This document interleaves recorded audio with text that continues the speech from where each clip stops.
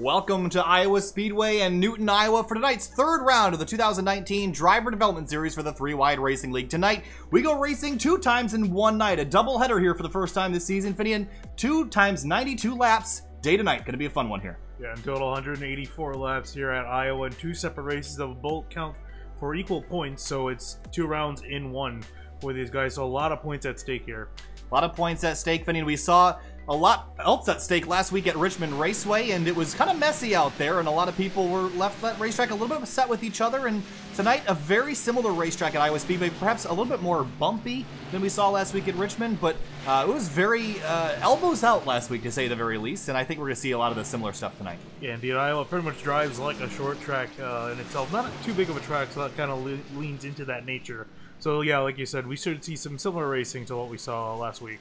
Austin Verwey in the number 5 car working his way around the racetrack right now, and has yet to put down a lap time, but you know who's on the pole? Donovan Smith in the 51. He's been looking really quick so far tonight. Was good in practice and good in qualifying here so far. Indeed, interesting seeing if he can keep up the pace. Also, another driver I was interested in practice was the 88 of Rusty Webb. He looks like he's picked up the pace this week. Is qualified in 4th at the moment. Chad Brown in the 64 car was one of the drivers that got into it a couple times last week. None of his doing, but trying to rebound a little bit this week. And Finian, 2 events tonight. Is it easier or harder to kind of split a race into 2 and attack it as 2 different events all in one evening? I think it's a little bit easier. You know, these guys can be a little bit more at ease in race 1, knowing that they have a whole other race after this to kind of get the points they might have lost in the first race. So I think in that respect, it's not going to be as hairy for these guys. We might see a little bit more aggressive maneuvers in race 1. Brett Miller out on the racetrack in that number 89 Chevrolet Camaro. Got Back Row Motorsports on board that car. We'll see if he can prove that sponsor name wrong here as he gets rolling. About 2 minutes left in qualifying, and right now it's Josh Adams on pole with Donovan Smith in 2nd, Mike Stevens in 3rd, Velez 4th, and Rusty Webb in 5th. And Rusty Webb in that 88, he's been impressing me a lot lately these past couple weeks. Yeah, indeed. He's currently tied. He's actually in a 3-way tie for 5th place, along with Jarisic and Richard Hines. So all those guys are tied in 5th. And speaking, since we're on the topic of points here, I'll just read them off here. Chad Frankenfield is currently leading the points. 17 points behind him is Joshua Adams, and in 3rd is David Wilson, who's 21 points behind the leader. Liam Machine at number 55 is out here again. Number 55 Camaro this week in this 3-wide development series. And Finian, as we've gone on, we've seen the first race at Charlotte. You see that Liam Machine bounced off the wall. The first race at Charlotte was pretty calm, cool, and collected. We got to Richmond, and all hell broke loose, and now we head to a very similar racetrack. Iowa Raceway, differences between Richmond and Iowa? Yeah, I think definitely the biggest one is the banking, both on the straightaway and the corner itself. So going to lead to a little bit faster speeds. Also, just the wider corners, so you can carry a lot more speed through them. McEvoy in the number 21 car popping in here, and this team did okay last week, got involved in a couple incidents, but for the most part had a relatively decent night. I don't remember exactly where he finished. You can probably pull up that result for me. The 21 car McEvoy back in what looks to be 15th. So, well, all things considered, not a bad day considering how some people drove. Also, there were some penalty updates after last week. Kyle Hanshaw suspended for 2 races, actions detrimental to the 3WideRacing League.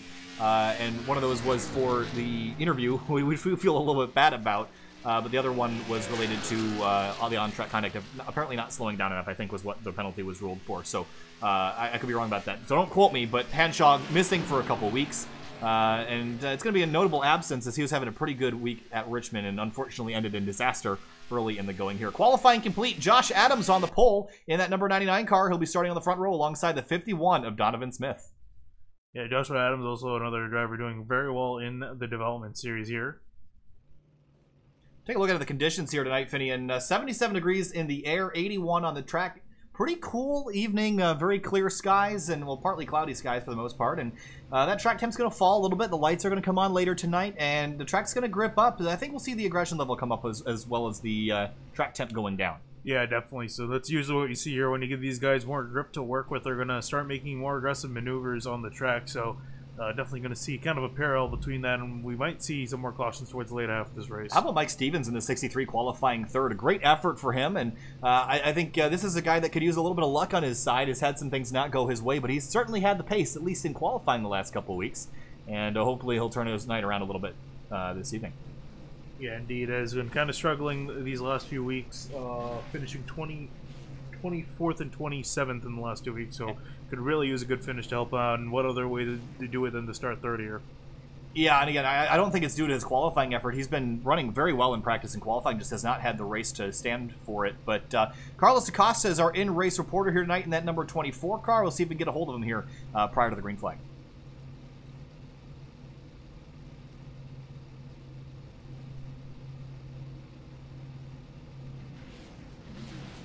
Hey, Carlos Acosta, it's Kyle from SimTV. You got a copy? Yeah, I got a copy. How's it going? It's going great up here, Carlos, but first time back in a little while, starting not too far back. You're right in the mix up here. 92 laps. Are you trading these as one event and just kind of setting yourself up for race number 2, or is this just going all out and trying to get the wins? Well, this is mostly a refresher course for me. As many people here might know, I took a sabbatical last season to broadcast the Cup races. So this is more just getting myself refreshed with the drivers, and you know, if I got a chance for it, I'm gonna go for it. If I wreck out, at least I'll be happy knowing I had a chance. 92 laps, relatively short race here. What's the aggression level going to be? Are you gonna wait a little while, see how things are going to go, or is it you know, kind of force your way to the front as quickly as you can? Track position is always key. I've noticed that. That's why I was struggling the last couple seasons. But it also has to depend on how everybody else is running. If everybody's being aggressive, then you have to go for it. If they're not, then take it easy. Don't wreck yourself. All right, Carlos. Well, good luck out there, and keep it off the fence and on the black stuff, and we'll talk to you later. Thank you so much. Good luck to you guys up there. Thank you very much. All right, Carlos Acosta. Having a couple internet issues there, Finian, so we got to keep an eye on that. But again, Liam Sheen in this 55 car entered in pretty late. He's going to be starting way towards the rear of the field, and look at the massive field. So 92 laps at a short track. Not a whole lot of time here, Finian. Got to use the bumpers. Yeah, I think we might see in the last 20 laps. I think you might want to use the bumpers just a little bit here, but not too much, just considering these guys are still carrying quite a bit of speed. We mentioned Mike Stevens, but how about Kevin Jadrosic starting a couple rows back from that front row? Finian Jadrosic, really bad luck last week in that 42. Yeah, indeed, really unfortunate luck. Got a penalty, and that relegated him back. Was trying to climb up after it and regain it, but still it hurt him nonetheless. But here he is starting towards the front half of the field, and we'll see what he can do in that 42 car tonight. I can't hear a whole lot, so I'm going to boost the audio here a little bit. Ignore the volume slider. All right, well, we got, who we got on the pole? It was the 51 starting alongside, and it's the 88, or excuse me, the 99. I was thinking about his Hardline Racing League number. The 99 of Josh Adams. And been very quick in practice, very quick in qualifying. We'll see if he's got enough to hold off the drivers in this race, but we also know that 15 of Chad Frankenfield, he's going to be starting a couple spots back. I think he's starting in 7th position, so we got to keep an eye on that number 15. Very, very quick the first couple weeks. Pace car is going to roll off here, Finian. 92 laps in a day-to-night race here. Iowa, the first of 2 races tonight. Doubleheader here in Newton, Iowa. Coming to the green. Green flag flies. We're racing at Iowa. Ooh, and Great Star already 3 wide midfield as they head off into turn 1. A very big field here tonight, Finney. We weren't quite expecting this many drivers to show up, but already people scrambling to get positions early in the going. And everyone just trying to slot in line right now, but for the lead, Joshua Adams is pulled ahead in that number 99. Donovan Smith in 2nd. Stevens slotted out to 3rd. Velez 4th, and the rest on behind him. Yeah, so a race on behind them. They see McKeeboy stuck in the middle of that. Giveaway on the outside. That's, I believe, the 66 of Derbyshire on the inside lane. He's got the 25 of Kyle Zimmer behind him. Everyone just trying to get sorted out for now early in the going. Yeah, but behind them, 3 wide for position. And looks like it's just getting itself sorted out. But yeah, everyone fighting for position here in the early going. Slow on the apron, that's Jordan Teal in the 33 car. Yeah, he's going to have to peel off the pit road. Not sure what happened to him. And came on down, no damage or anything. Just looks like he's just coming to pit road. Not exactly sure why, but out of turn number 2, Adams continues to lead, and everyone else is just trying to get strung out behind. A bunch of racing going on for position. There you see Carlos Acosta, our in-race supporter there in the 24 and 10th, just ahead of the 20 and the 42. Jadrosic working hard here in the opening laps behind him. There's the Kyle Zimmer popping out of line on Austin Derbyshire, but they're 3 wide back here just a little bit. And I think it was Brandon Key in the 18 was one of those cars. There's the 95 of Robert Hill Jr. on the inside. Behind him, Dave Hunt, Rusty Capel, Wade Lear coming up from behind. And still getting sorted out there. You see Rusty Capel on the outside of David Hunt, who's on the inside. And they're also having some internet issues. Kyle Zimmer in the 25 up to 14th. Started in 18th, so he's had a good progress forward so far. Hunting down McKeeboy and others. And multiple grooves here, Finian, kind of a thing at Iowa. You can run high, you can run low, you can run middle. And we're already seeing that early. Everyone just kind of fanning out to try to find some space. You see 66 Austin Derbyshire go up the track, just trying to run that high line. Gets very close to the wall, as well as the 39 of Wilson in behind him. At 39, David Wilson started 17th. He's lost a couple spots. He got one really loose up front, and it's going to be a red car, and I can't exactly see. That's going to be Josh Batista, and the 20 car cautions out here early. And he went for a wild spin there, and it looks like... Oh, caught up Rusty Capel on the 09. I was going to say, it looked like he got away from that scot-free. Oh, Capel's car is destroyed. And the reason for the penalty for the 33 was changing lanes before the restart, so that will be a pass-through penalty for the 33 of Teal, which he's already served. Yeah, which he already served, and fortunately for him, he's going to be able to get at least one of the laps he probably lost there through that, so we'll catch up with him. But meanwhile, let's take a look at what happened to Batista, because he went for a long spin in turn 1. Yeah, so this is looking down from the front straightaway here, down into turn number 1, gets into the corner right behind Gianarsic and just kind of locks up maybe? And then just drifts it for a long time and was trying to hang on. Yeah, almost held it. Did a great job of keeping the car off the wall. And then Rusty Capel just has nowhere to go, and big contact there for the 09. Oh, and some spinning also from other guys after the fact. Yeah, we'll take another look and see who that was here in a moment. But let's get another look from on board the 09 car. And you got to pick a lane here. He's already kind of committed to the top side and was maybe thinking he'd slide back down, just picked the wrong lane there. See a couple other cars. Oh, with the 33 at Teal, so that just adds insult to injury for his incident so far. Let's find the 33 and get a look on board. Oh, and actually, that could be kind of big here. I'll explain in a second why, but there you see him just trying to avoid this mess. Oh! Sees his, ooh, that's yeah, the double zero of 0-0. Corey Lindsay, and backs it down and gets involved. That shouldn't be a ton of damage, just a little bit of a kink to that right front fender. Yeah, indeed. I was going to say he won't, no, I don't think he will be the free pass recipient. Also, I think it's the 8 of Richard Lafferty, wherever he is. Oh, right in front of him there. Yeah, Lafferty's in that gray and orange and black number 8 car. And Lafferty's going to come down on pit road as well as Jordan Teal. But yeah, I was going to say that even if Jordan Teal stayed out, he couldn't get the free pass, because if you get incident when the caution comes out, you don't get the free pass. Or the lucky dog. So Chad Frankenfield has stayed out on the racetrack. Everyone else has come down to pit road except for, actually, I was going to say Patrick McCusker in the 43, but now he is elected to come down pit lane. So Frankenfield, the only one to stay out under this yellow flag. Good decision or bad decision? I don't know. I would say, probably copy the rest of the field, especially at this point in the race, considering every other car has made the trip down pit road. But again, I mean, yeah, we've only gotten about 7 laps of green flag running in, so it's not going to be a huge detriment. He might be at a slight disadvantage compared to the 99 and the 51 behind him, but nothing too major at this point. How about Kyle Zimmer, the 25, started 18th. He's up 7 spots to 11th in the first 9 laps, so good charge forward for the 25. Ran into some bad luck last week, looking for a better night. There's Jordan McKeevoy in the 21 car hanging out here right now. Robert Hill, we've talked about. I think Robert Hill started a little bit farther back. Where did he start? 24th to 13th in 9 laps. Obviously aided a little bit on pit lane, but man, that's a good start.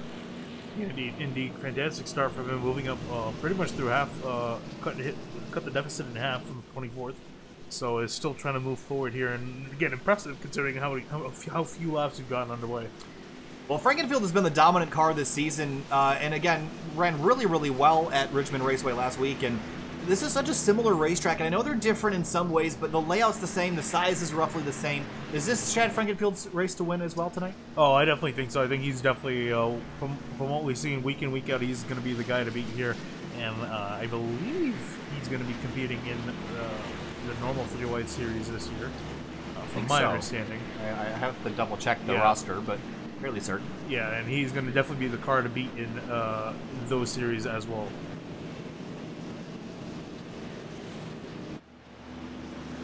So, caution out on lap number 7 early here at Iowa Speedway. And again, doubleheader tonight, so we're going to run another race identical to this one later in the night, except we expect the speeds to be a little bit faster as the track cools down. And speaking of the track cooling down, let's take a look at our temperature.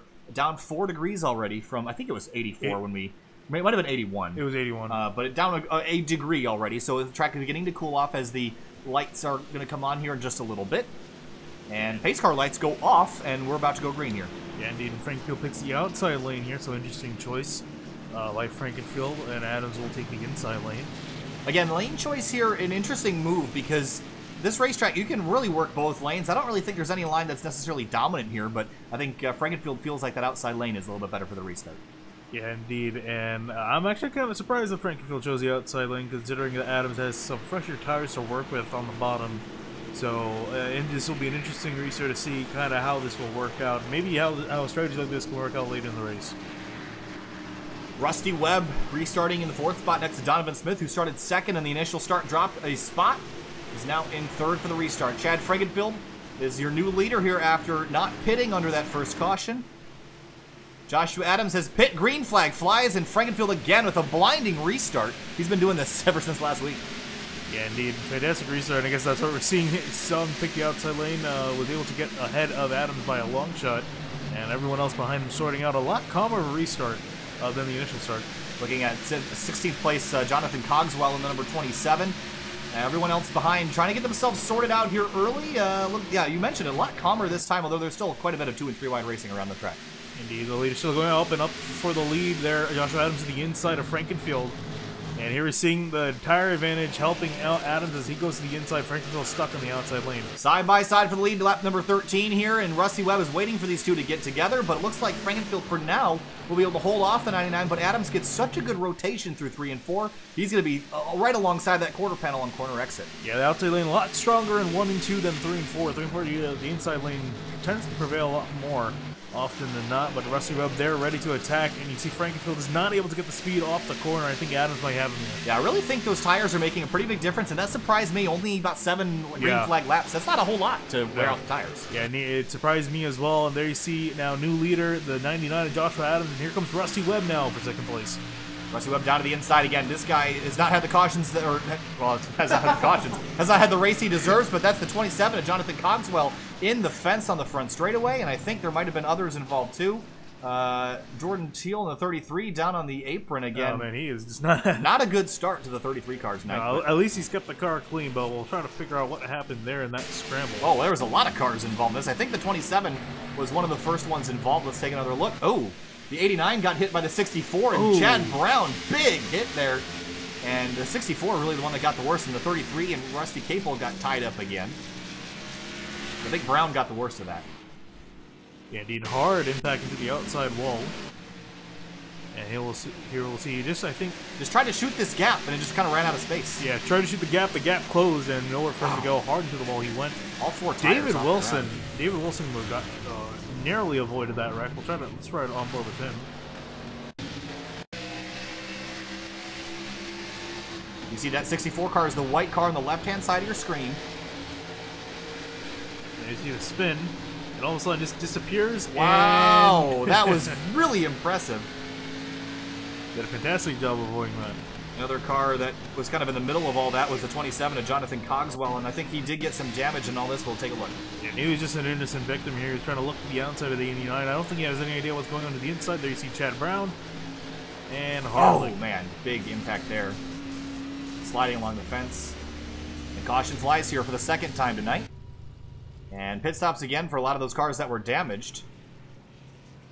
But Frankenfield's also going to come down in pit lane. I think he realized tires are too important. He was going to go backwards if he didn't get any. Yeah, indeed. I think the call we're going to start seeing here is even after maybe 5 laps, you might see guys making the trip down on pit road. So 9 laps on the tires for the top 15 or top 14. And Frankenfield's going to be the first one on fresh tires. That's a dangerous place to be, but really only a couple laps on green flag. But it seems to be making a difference, so we'll see if it helps the 15 car.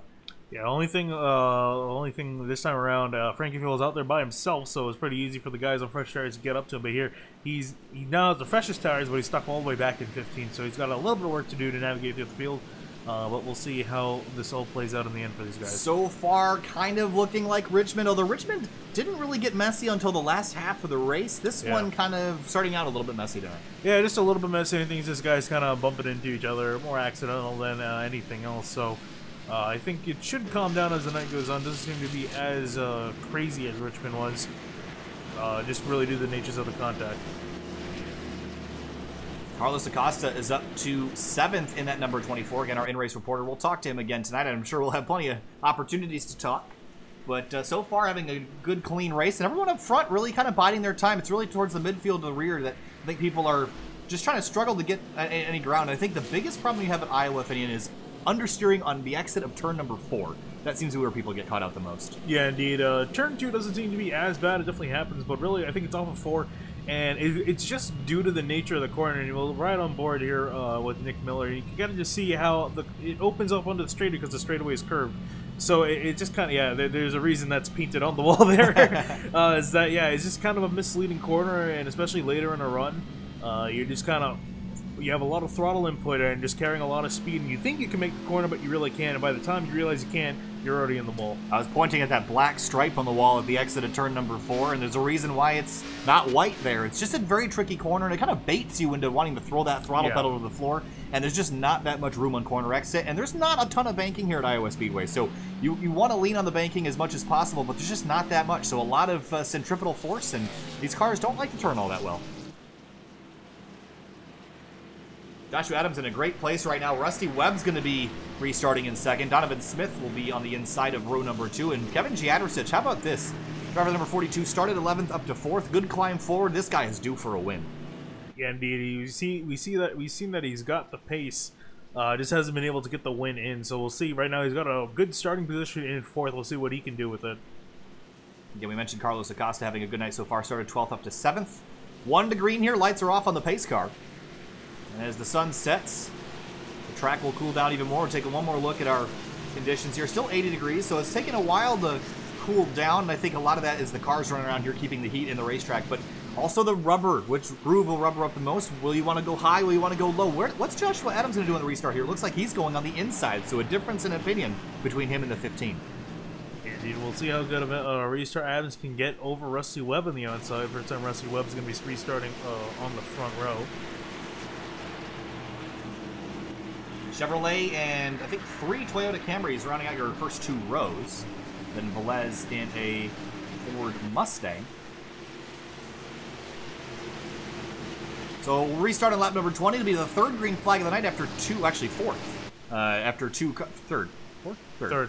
3rd. Green flag back in the air for the 3rd time here tonight, and Joshua Adams takes off. Yeah, indeed. There you see him take off with a really good restart there to the inside. The 51 will try to take away 2nd place. Can't get it done. Rusty Webb's going to hold on to that position.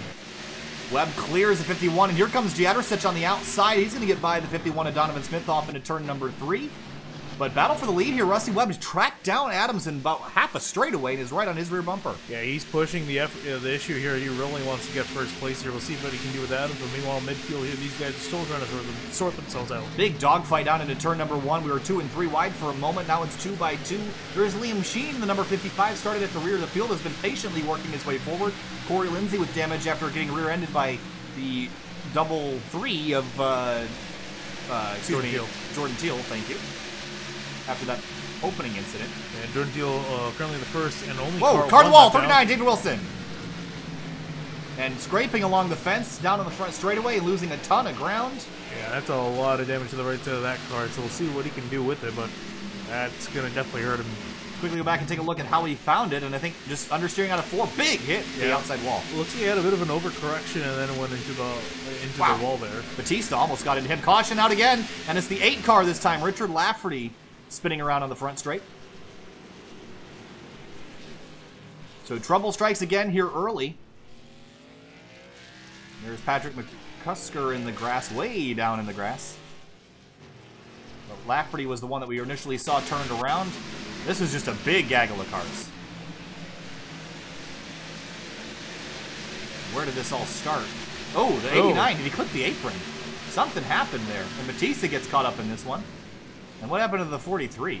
He was way down on the apron. Maybe he was just trying to miss it. I guess just saw this happening in front of him and locked up the brake. Seems like the brake bias is pretty far rear tonight. That's throwing people off. But what happened to the 89 of Brent Miller? I think he might have just clipped the apron or got loose on the bottom here. We'll see. Apron. Yep, just clipped the apron just a little bit, and that was enough to upset the car. And it went into the 8 and around he went. And Josh Batista off to a horrible night in that number 20. Let's see his view of this.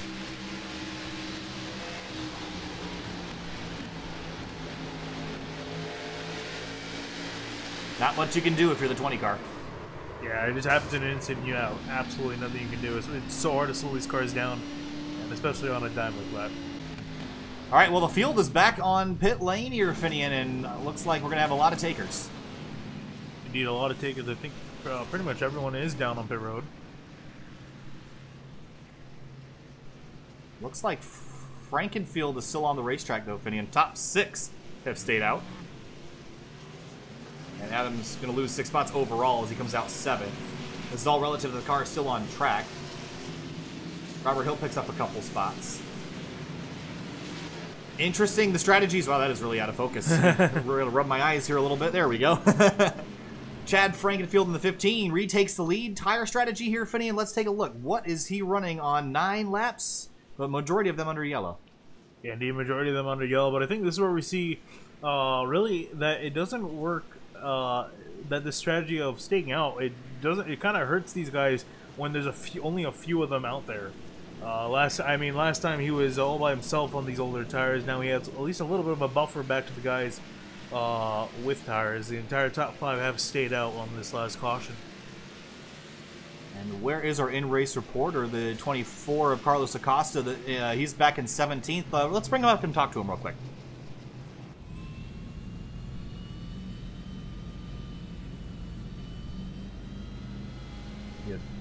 All right, there, Finny?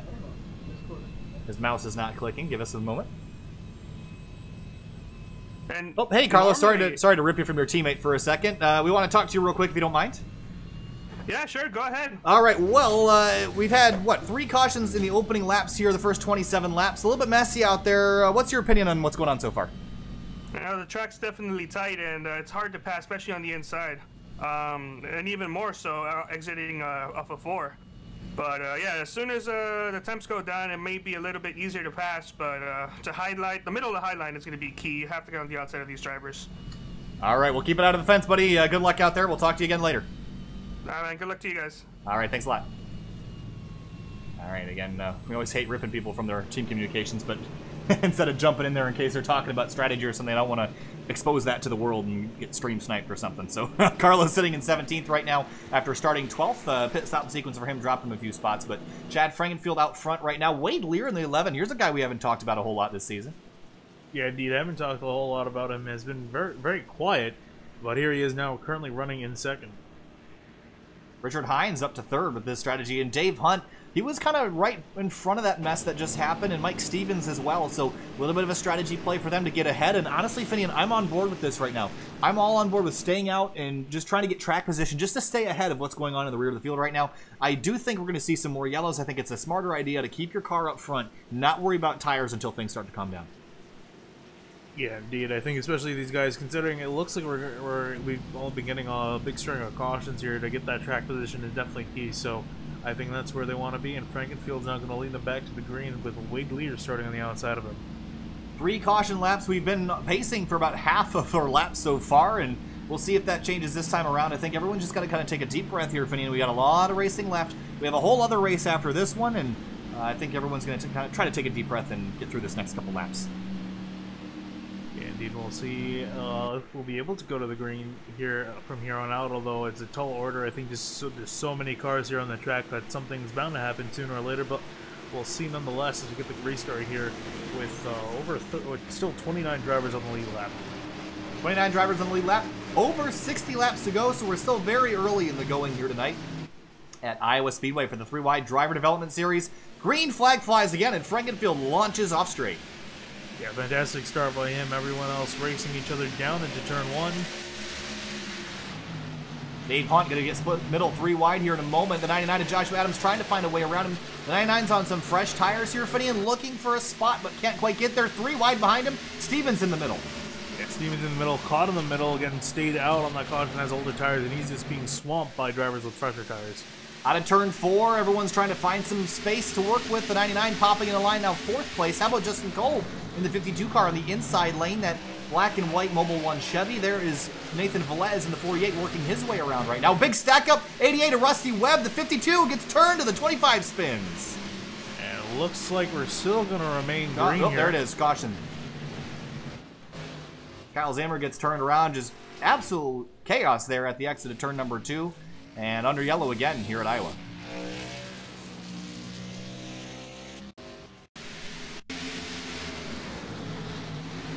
And it's all started, I think the 52, did he just get loose here? Oh, actually it started with Webb in front. 52 gets stacked up and then people aren't able to get slowed down in time. The 25 gets turned, but all started with the 88 car, and we'll go back and see what happened. Yeah, it looked like it was a big stack up from a big domino effect starting here with Webb got loose. Didn't even hit the apron, just got loose, and everyone behind him just wasn't able to get slowed down in time to prevent that from happening. And the 66 of Jadrosic got a ton of damage as a result of that. Oh, you mean Derbyshire? Or excuse me, what did I say? Jadrosic. Wow, I'm not in my game tonight. Sorry, the 66 of Derbyshire. Here's another look at it. Ooh, yeah, I think he just thought that the wreck would go up, went down to try to avoid it, but unfortunately they went with him. And big damage to his nose. Yep, so again, 4th yellow here tonight in 30 laps, and drivers coming down for emergency service. Frankenfield again. This is why I'm on board with the whole staying out strategy here, Finny. Get yourself ahead of the chaos, but the good news is for Richard Lafferty, he'll get the waiver, excuse me, the free pass and get his lap back. And he'll get waved around, but here's the thing, that he can't look too far back from the lead. You'll find that Joshua Adams is currently sitting in 3rd with fresher tires, and we saw how that worked out last time through. So he's able to move up quite a bit of spots, passing guys. He's going to be starting on the inside line this time by. The 2 of Richard Hines, is he going to come down to pit lane? He's on the apron. Looks like he's going to come down to pit road. Why? Maybe to try to get out of the mess here early on. I would think that being at the rear would put you more in the mess, but I guess we'll find out how it works out for him here in just a moment. He might have also been one of those guys that stayed out under that last. He was. Yeah, so I think he figured he's kind of a sitting duck there with older tires. So new tires or track position for the restart to keep yourself out of the mess? That is the question.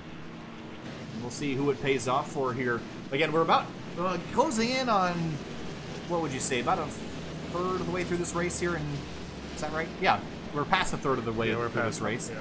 And we still haven't gotten a long green flag run, so we don't even know who's the quickest guy out here, and race 2 will probably look pretty different than this, especially once the track grips up and the night falls here. So the warm track, a little bit of a trouble early, and just it looks like Kolb has about a minute and a half worth of damage, but back out on the racetrack in that 52, probably will try to repair as much as he can over the next couple laps. Yeah, indeed, he's going to try to fix as much as he can. But yeah, I think we heard from Acosta earlier that these guys are struggling with tight conditions, and that's with the sun out. So when the sun sets and the track grips up even more, it's only going to be tighter from here on out. And I'm surprised that turn 2 has been as much as a trouble spot as turn 4 has been. I guess we expected turn 4 to be a problem.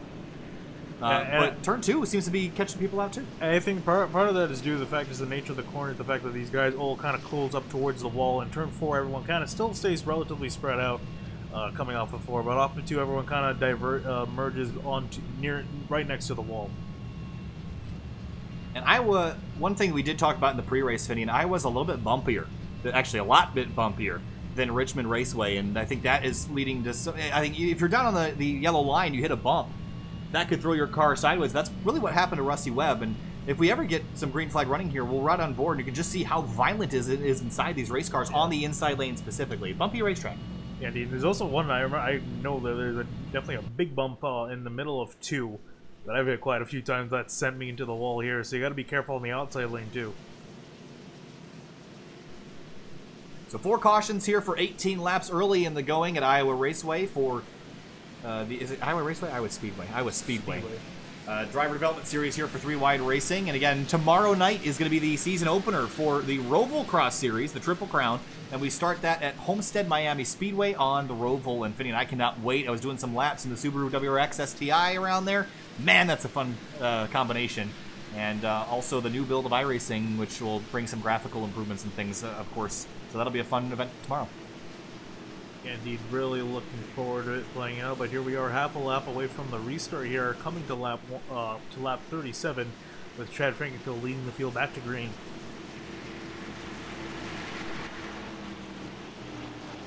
Wade Lear on the inside, that Learjet-sponsored Chevrolet Camaro. And I think Chad's not going to waste any time. I think as soon as that pace car pulls off, you're going to see him go to green. There he goes. Green flag back in the air, lap 37 here at Iowa. Everyone firing off, and whoa, there's Carlos Acosta jumping out of line. Yeah, trying to make a pass on the inside. Got to clip the apron just a little bit. Oh, clipped it a lot more again. Is he going to keep it off? He's going to keep the car stable. That's a very dangerous thing to do, clipping the apron on the inside. 3 wide for a moment. This is all for about 11th spot. The 18 of Brandon Key and the 88 of Rusty Webb battling for a position. But now look at the 21 of the Key boy shoving his way around the 18 car. Couldn't quite make that fit. I think that's a little bit aggressive here early in the going here, Finney. Caution out again. This time it's going to be for the 20. No, who is that for? Not Don't know exactly sure. what caused that yellow. Oh, Justin Kolb and the... I see Derbyshire dropping down the order. Yeah, the 66 car, and... Let's see.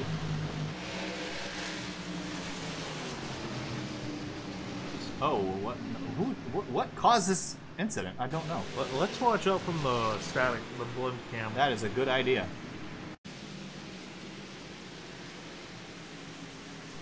I don't see any... Yeah, rewind it a little further back. No, a little bit more. There's a car in the wall down into turn 1, but no car is sideways. No idea why we got a yellow, Finian. Either way, caution is out. And a little bit of confusion here is we didn't see any car get sideways. We saw a car in the fence. That was the 21 of a Keyboy who was trying to barge his way around the outside of the 18. Let's go back and look at a replay of that while we're at it. And we're right on board here. Here he comes with a massive run off of 4. Tries to go to the outside of the 18, and 18 closes the door on him. Yeah. And then drops down in front of the 24 car. So the 18 car taking no prisoners here so far.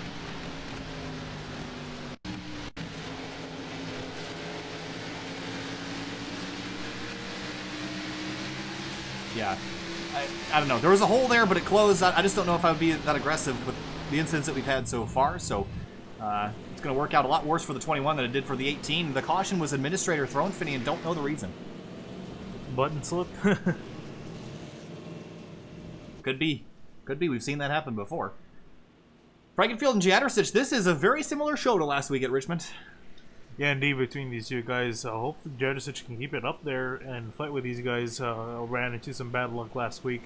Hopefully it doesn't happen to him again, but here he is fighting with Frankenfield and Adams, and I think those three are definitely going to be the cars to beat here tonight.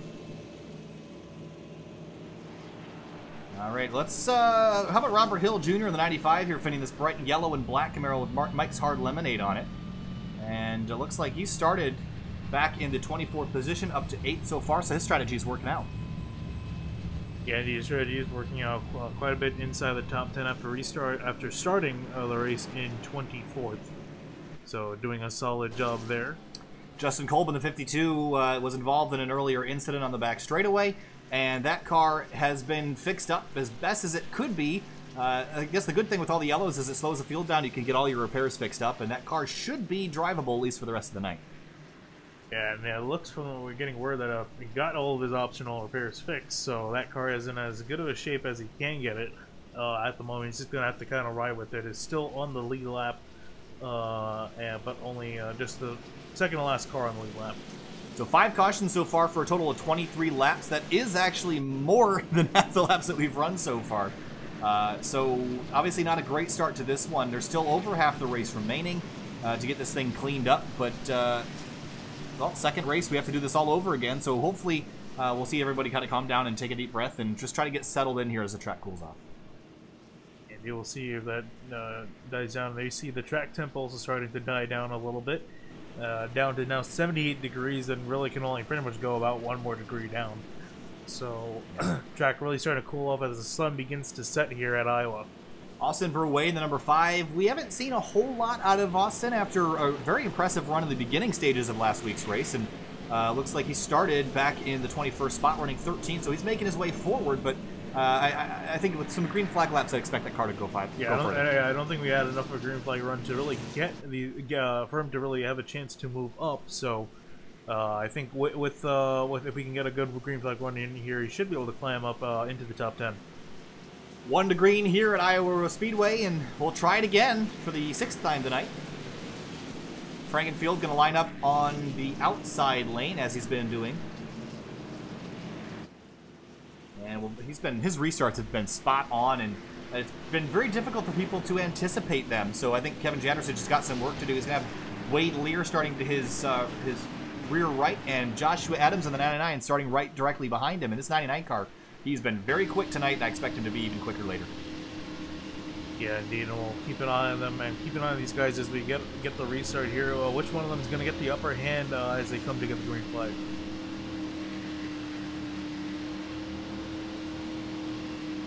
Rolling through turns 3 and 4. We'll restart lap number 44. Lap 47, I think, is halfway around here. 46 and a half, basically. Green flag flies again, and we're green at Iowa. Frankenfield with another fantastic start. Here we are, almost 3 wide as I head off into 1. And we are 3 wide for a moment, but they're going to get it sorted out. The rest of the field works their way through 1 and 2. There's the 9 car of Nick Miller. 94, Brandon Klooster, who's haven't seen a whole lot of him out tonight. He was very good at Charlotte. Rebounded after kind of having a rough night there, but haven't seen a whole lot of him since then.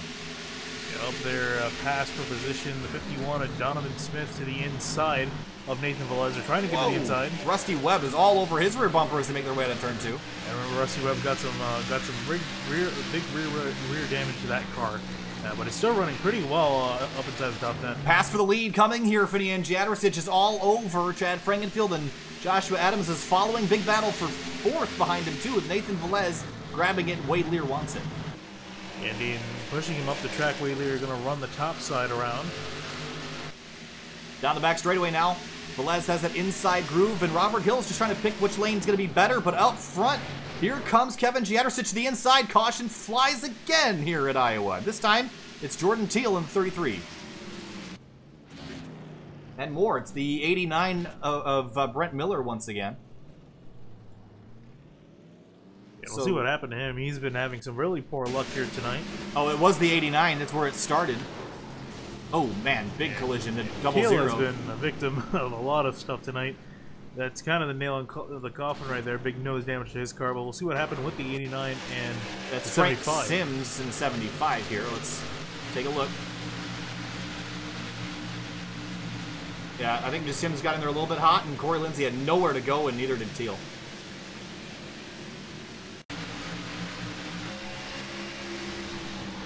I mean, I don't know. I mean, we have to look at this objectively and see, did he turn in, or did he just get turned?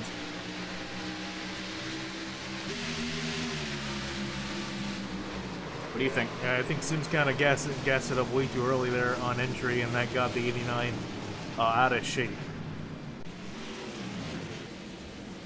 Caution out here again for the 6th time tonight. Richard Hines stays on the racetrack. The rest of the field comes on to pit lane, and we'll resort them here again. I guess everyone just wants fresh tires so that they're quick on these short runs.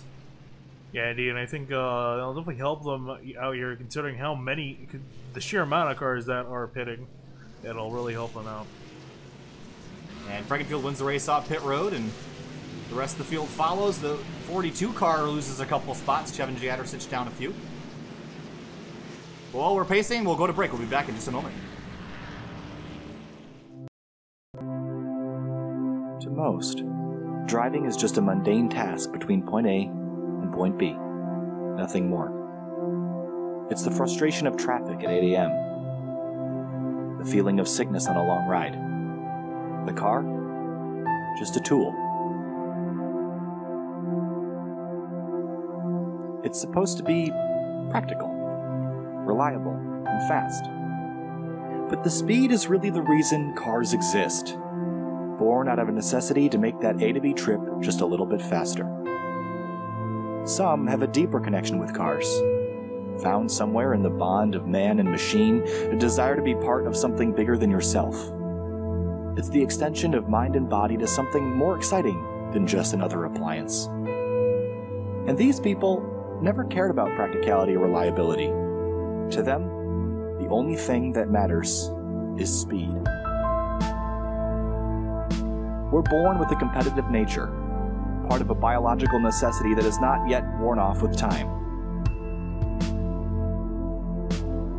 People have raced for thousands of years, and that competition has transcended history and found its way to the industrial age.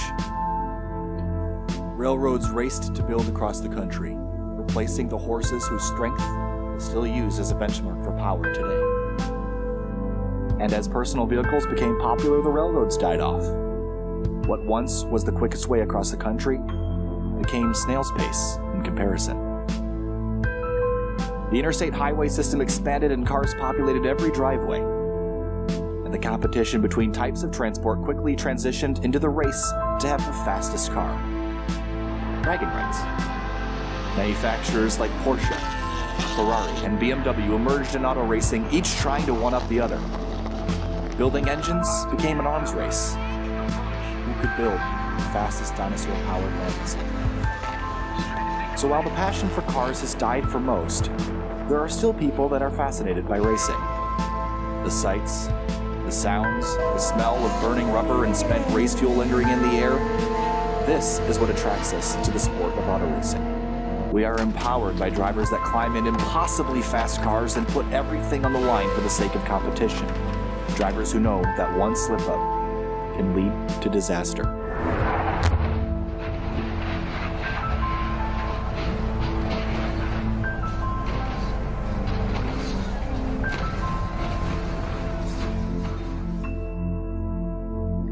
And for the longest time, wishing to be a race car driver was just a childhood dream.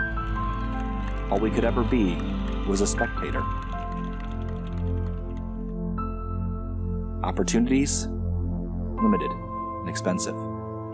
Reserved only for the who's who of the racing world.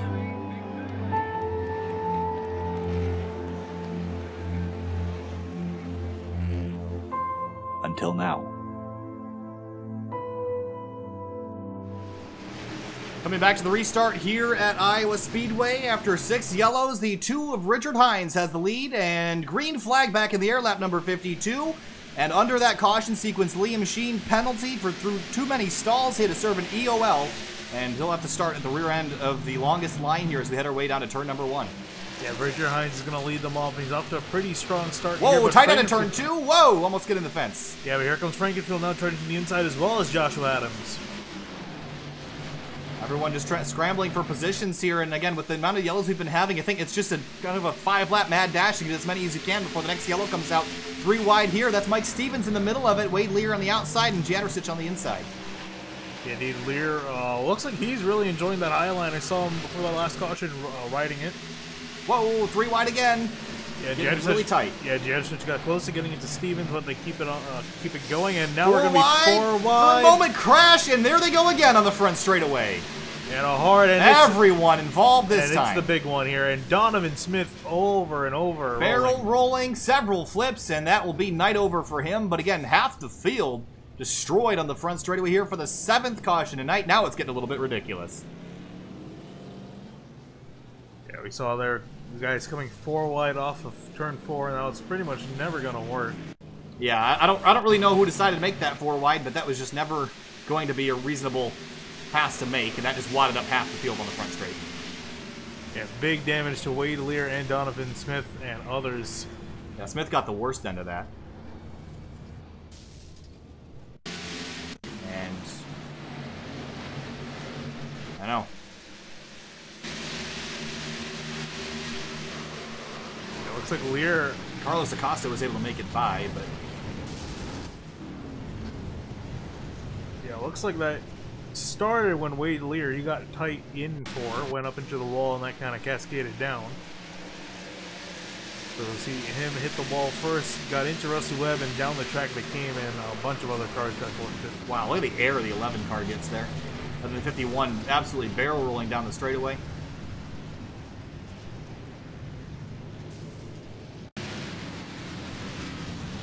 And what I would like to do is do this in half speed for the 51 car. Right on board the inside here. Here he is into the wall.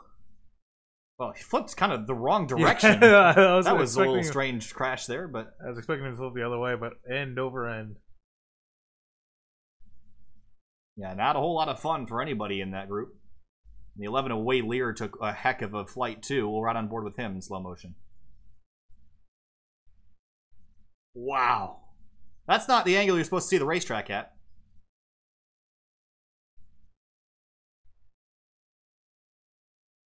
And the whole field junked on the front straight.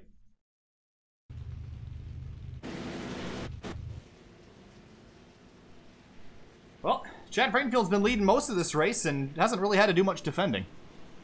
Yeah, indeed. He's just been able to, him and Adams and just a lot of the guys that are up in the front of the field have been able to kind of keep those positions just through strategy alone, just kind of staying out there. So they're enjoying the benefits of this, just kind of ticking off the laps here. Our caution laps have outweighed our green flag laps now by, well, we got about 55% or so of our laps have been under yellow. We've had 5 lead changes, all done on pit stop sequences. Frankenfield still leads. We've had 7 yellows so far, and we still have a long way to go in this one. Yeah, indeed, we're a little over halfway through this race. From my math, we got about 35 laps to go. And we don't have an update on the flagman yet, but if they don't have to change out the flagman, he's got to change out his underpants, I think, after that one.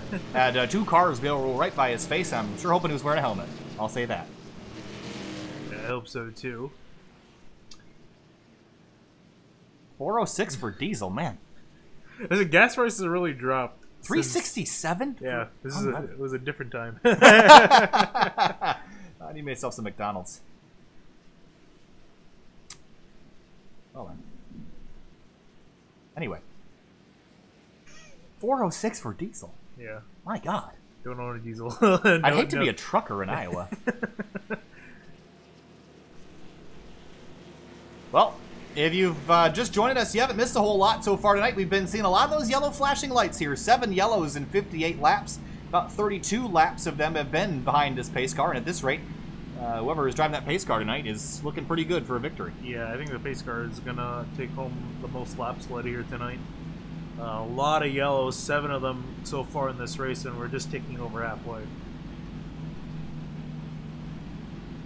And at this point, I mean, you can easily make it on fuel here. There's really no point to pit other than for the tires, which may or may not matter depending on how long the runs we get.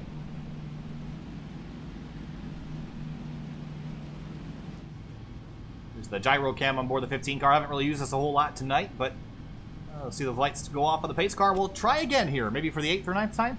I believe this should be our 8th green flag, the 7th restart of the night.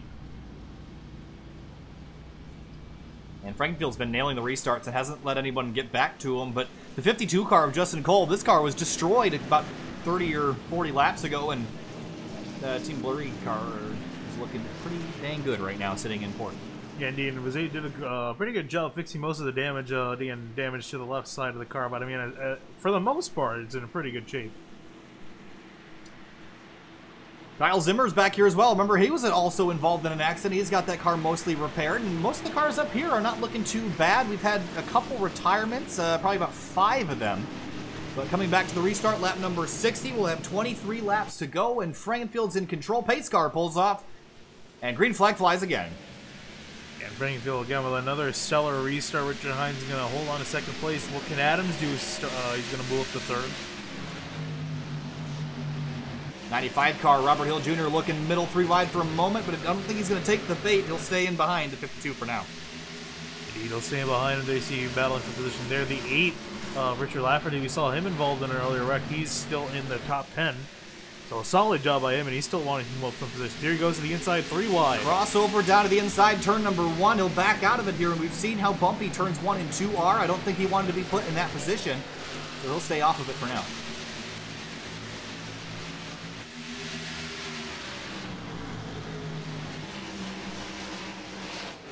Now we're getting cars strung out here a little bit. The 48 and 95 are side by side. This is a battle for 5th place. Indeed, these guys are racing each other really hard here for position. They're stuck in behind Richard Hines. Close quarters action here at Iowa Speedway. Whoa. Bit of a check up there by the 48 off into turn number 3. And Hines trying to move up to the high side here, defend that lane. A little bit congested here. Where's the 48 go? To the inside. Almost gets blocked there for a moment. 3 wide off into turn number 1, and the 2 car gets clipped. Richard Hines saves it in front of the field here, but now everyone's kind of stacking up. This is getting sketchy out of turn 2. Yeah, it's getting sketchy indeed. They're almost 3 wide in behind the 2 car, and he's holding up a lot of people, and they all want to get around him. Meanwhile, not missing anything up front. Frankenfield's pulled out 0.2 of a second in front of Joshua Adams. 3 wide at a turn 4, and there's the 24 of Carlos Acosta. Where does he go? He's going to stick in line, check up on the outside. Austin Verway backs out of it. There comes the 52. He gets turned, the 2 car, Richard Hines, crashing in turn 1, and I think that's going to be another yellow flag. 8th caution of the night, and I know it's a development series here, Finian, but I don't think these guys are learning a whole lot pacing around behind the pace car. Yeah, indeed. So the 8th caution of the night here involved with Richard Hines in the 2. We'll try to grab the replay of what happened there. I think there's just too many cars, and you can't race like this for too long without wrecking into people. Yeah, and there, so we'll see what really caused it. The 25 of Zimmer got loose, went up the track into the 2, and off he went into others. The 52 of Justin Kolb gets wadded up again. Just an innocent victim. All right on board with him.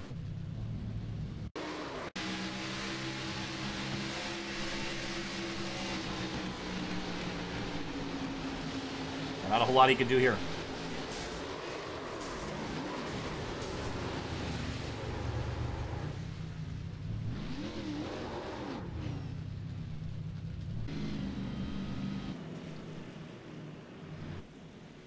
Leaders back down on pit lane. Yeah, leaders down on pit lane coming to get some fresh tires. I think actually most of them did pit. I think very few stayed out. The only one that did is Kevin Giadersich in the number 42, and you can add Brent Miller to that list in the 89, as well as the 43 of McCusker. And what the problem with what's happening here, Finn, is these guys are staying out with old tires and then being slow on the restarts, and the guys with fresh tires are trying to drive through them, and then we crash, and then we go to caution, and then we do the same thing all over again with a different group of cars. Yeah, there's a lot of repetition here with the wrecks, especially with the guys staying out on the older tires. And really, just due to the, especially people who, I could expect a guy like Jeb just to hold his own with older tires.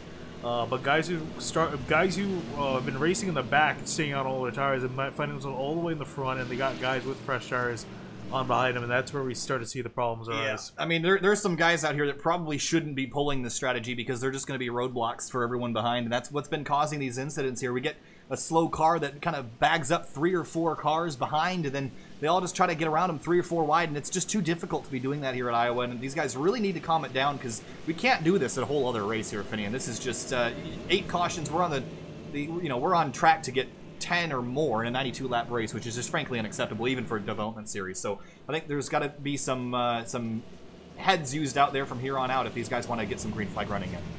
Yeah, indeed. So, and I think really the strategy about staying out really only works in, towards the end of the race, not really halfway through it. Because you just, again, that's kind of just the Hail Mary move to get yourself up a few positions. You'll lose a few positions on the restart, but you'll still gain something. And that's, again, usually used towards the end of the race just kind of as a Hail Mary move and not really a move to gain position mid-race. And we've even seen, with the way that tire is within iRacing and in NASCAR, frankly, the whole stay out and old tire strategy has it worked recently in any series, whether it be simulated or real? I mean, it ends up being. I mean, the one I remember the most is Austin Dillon at Charlotte a little while ago when he just stayed out on tires that were way too old and ended up wadding everybody up on the restart. That seems like what we're doing here again tonight, and it's just I don't quite understand it. Especially with we'd get more green runs and people would just kind of stay where they're supposed to be and work on their speed and not just trying to throw Hail Marys every time we get a caution. Yeah, indeed, we'll see what happens on this restart with, I believe, everyone on back from Joshua Adams on fresher tires, and our leading 2 cars, Giadersich and Brent Miller, out on old tires. Adams is the first car to have come down on tires, and everyone else has some fresh Mr. Feelgoods, as Darrell Waltrip would say. Lights are on here at Iowa. On the walls and on the top of the pace car most of the night.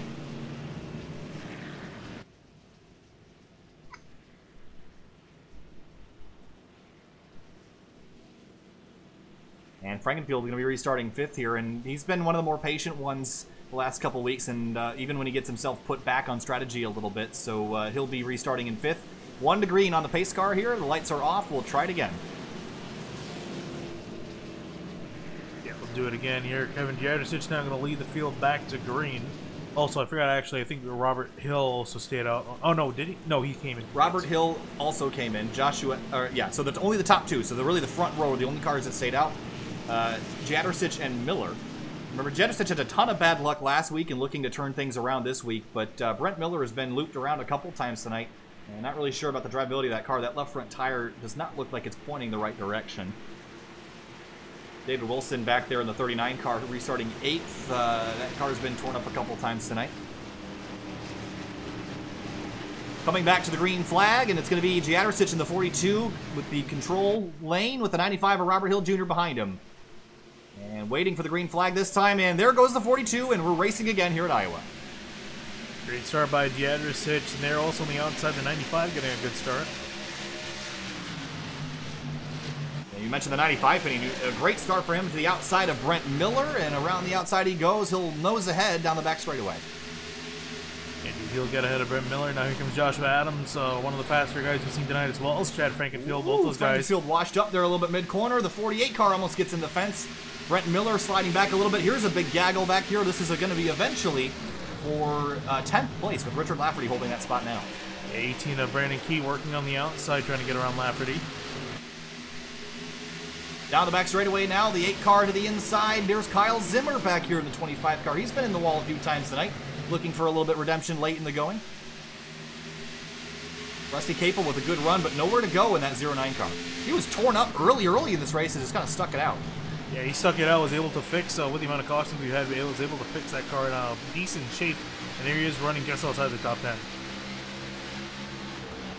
Off into turn 3, you see a line of 4 cars up the road. They're all stuck behind Brent Miller. And this is what we talked about, Finian. People getting backed up behind a car on older tires, and this is causing that same logjam we've seen before. And Adams has got to be, I imagine, really frustrated. They're stuck in behind the 89. Is just not able to get to the inside because cars keep passing him there. And there's the 24 of Carlos Acosta to the inside. Door to door, not a whole lot of room there. The 94 of Kluserus looks to the inside, and it looks like that 99 of Adams is getting really impatient, starting to put some pressure on the back of that 89. Yeah, he's starting to put some pressure here. He's going to try to look to the inside.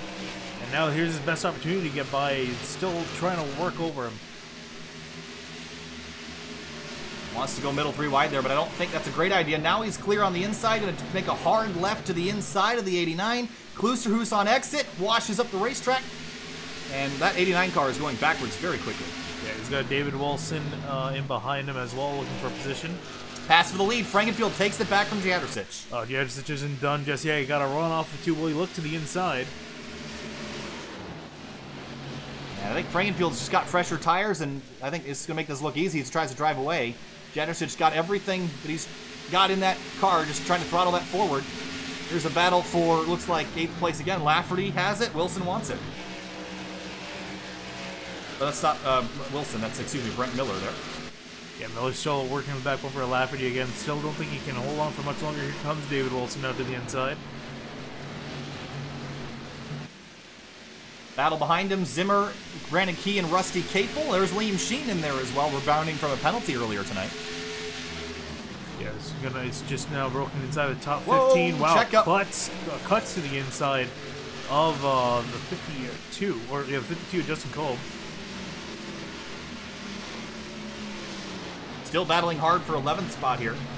No change up front. Frankenfield now has a 3/10 of a second lead. Everyone now getting sorted out, and this is what it really took to kind of get some green flag running here, just get everyone away from each other. Now battle behind, that's Carlos Acosta and Joshua Adams, who I'm sure is a little bit hot under that helmet right now. Yeah, Dave, you lost a lot of positions being behind the 89, trying to make them all up. Here he is driving on the outside with a huge head of steam. 14 laps to go. Does he have enough time to chase down Frankenfield? He's 1.8 seconds up the road. Through turns 1 and 2, there's Robert Hill being taken by Nathan Velez, and Velez clears him for 3rd. Yeah, Velez is going to get around him, and here comes now Adams now trying to join the fight here, trying to fight the 95 of the Hill for 4th place. Velez having a fantastic run in that 48 car tonight. 13 to go now. Zimmer and Brandon Key continue to fight for 11th. See those bumps working the suspension of the 18. Slow out of turn 2 for the 39. The 25 car gets in the fence. Brennan Key drops to the inside. There's the 89 of Brent Miller. He might get split in middle here in a moment. Yeah, Wilson been trying to was working on the 89 for quite a few laps here. Has just not been able to get around, but only 18 of Brandon Key have any more luck. Zimmer tries to go the long way around, went way up the racetrack. Are they going to try to go 3 wide out of turn 2? Looks like it for a moment, but no, we'll have to change direction. And that looks like the 52 of Justin Kolb's going to deny the 25 a chance to get to the bottom, but now he forces his way down. And Zimmer to the bottom, hard racing here in the closing laps as we're closing in on 10 laps to go. 2 by 2 back here for a 10th spot. Make it 9th as Brennan Key is now in that spot. Brent Miller in 10th, trying to hold off the 39 of David Wilson behind him. And there's the 25 of Zimmer. Yeah, Zimmer with a big run to the inside. Out of turn 4, gets really close to making contact with the wall. We've seen drivers washed up there all night, but this time they avoid it. 55 of Liam Sheen slow out of the groove in turns 1 and 2. Yeah, he's been struggling here with that car. He's just trying to get it up here, these last positions in these closing laps. Here comes Zimmer to the outside again of David Wilson. Throttling up early here, but can't quite keep it flat to the floor. Help to back out on corner exit, but still takes a pretty good run down the front straightaway. I think Zimmer looks to be stronger on the high side. They seem looking to the outside of Wilson, although it's going to be a hard move to pull here with all the bumps on the outside. Woo! Battle off of turn number 2, and the 89 slots right in front of David Wilson. Wilson trying to work the outside lane, but not making it work right now, as we have 8 laps to go for the leaders. Here comes Wilson now with a big run on the outside of Miller. They head side by side into turn 1. Who's going to win it here? I think Wilson's going to have him now, as he'll have to run out of turn 2, and looks like Miller's going to have to give this up, and Zimmer's going to take some momentum around the outside as well. Zimmer, and it looks like Justin Cole is going to also try to do the maneuver on the outside lane. Out of turn 4, 7 to go. Close quarters there, but Kolb gets the spot for 12th. Meanwhile, battle for second here between Nathan Velez and Kevin Jadricic here. Jadricic trying to hang on to that second spot after staying out on old tires, and just turns out that this is the run that you got to go longer on him. So not working out for him. He's going to get passed by the 48 and probably the 99 of Adams, who I don't think has enough time to run down Chad Frankenfield with only 6 to go. Oh, he definitely does not. He definitely does not have enough time to run down Chad Frankenfield. But how about his run moving up through the pack? Was held back by the 89.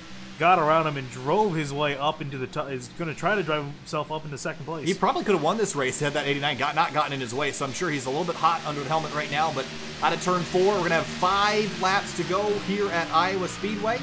And Frankenfield all out by himself. He's been the dominant car all 3 weeks so far, and I don't think that's going to change in this race or even the next one. Yeah, indeed, definitely seems to be the class of the field, but definitely I think heading into race number 2, got to keep an eye on that 99 car as he's going to look to the inside of Nathan Velez coming to 4 to go. Lusterhuis and Robert Hill fighting for a spot. This is for 6th.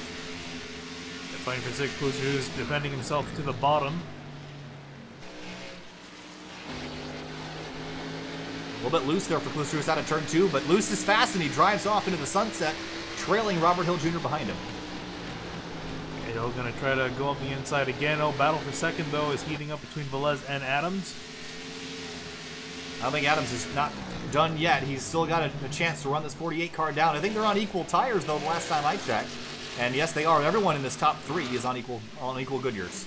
Yeah, I think Adams has got the better pace here. He's got about 4 more attempts to try to check it up the inside here as they come now out of turn 4, 2 laps to go. 2 to go here at Iowa Speedway, and Frankfield's still in control by 1 second over Nathan Velez. Joshua Adams trying to run down that 48 Mustang. And he's running out of time. Indeed, he's running out of time, but I think, all things considered, 3rd place is definitely not the worst he could have finished here tonight.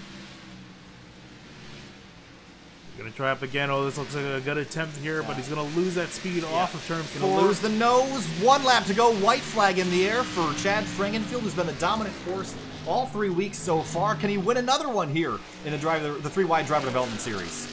Oh, he's definitely going to try. As he heads onto the back straightaway, he's got no one around him to challenge him. But meanwhile, for second place, battle still heating up. Adams has got 1 more attempt here. He tried to throw it in there, but it's not going to be enough. Out of turn 4, Chad Frankenfield wins a crash-filled race here at Iowa Speedway. And looks like Nathan Velez will win that race to second place Joshua Adams third, Kevin Jadrosich fourth place, Acosta solid top 5, Lafferty back in 8th, Key and Wilson round out your top 10. Kolb and Zimmer came across the line 67 thousandths of a second apart for 11th. Chad Frankenfield again, been unstoppable so far this season. He's played the strategy right and wins another one here. We'll come and do burnouts and we'll get set up. We're not done yet. We got another 92 laps to run here in a little while. Hopefully they're a little bit more green. That was a great run at the end here. I don't know why we couldn't do that the first 75 laps, but we'll try it again. And the 15 Sealmaster Mustang burning out on that front straight. Yeah, and also in pristine condition. I don't think he's got a single dent on that car. Can't be said about a lot of the cars in the field. So Frankenfield did a great job and wasn't leading the whole thing. He was back in the pack a little bit and was patient and worked his way back to the front. Yeah, definitely though. I think this next race is going to come down to between the 15 and the 99. I think it would have been Adams and him racing it out had Adams not gotten stuck behind Brent Miller, but Adams still doing the best he could to get that car up in third. And a skillful burnout here for the 50, or I almost said 52, the 15 car. And definitely enjoying himself after that one. We're going to go to break real quick. We'll interview a couple drivers. We'll head over to race number 2. Stay with us.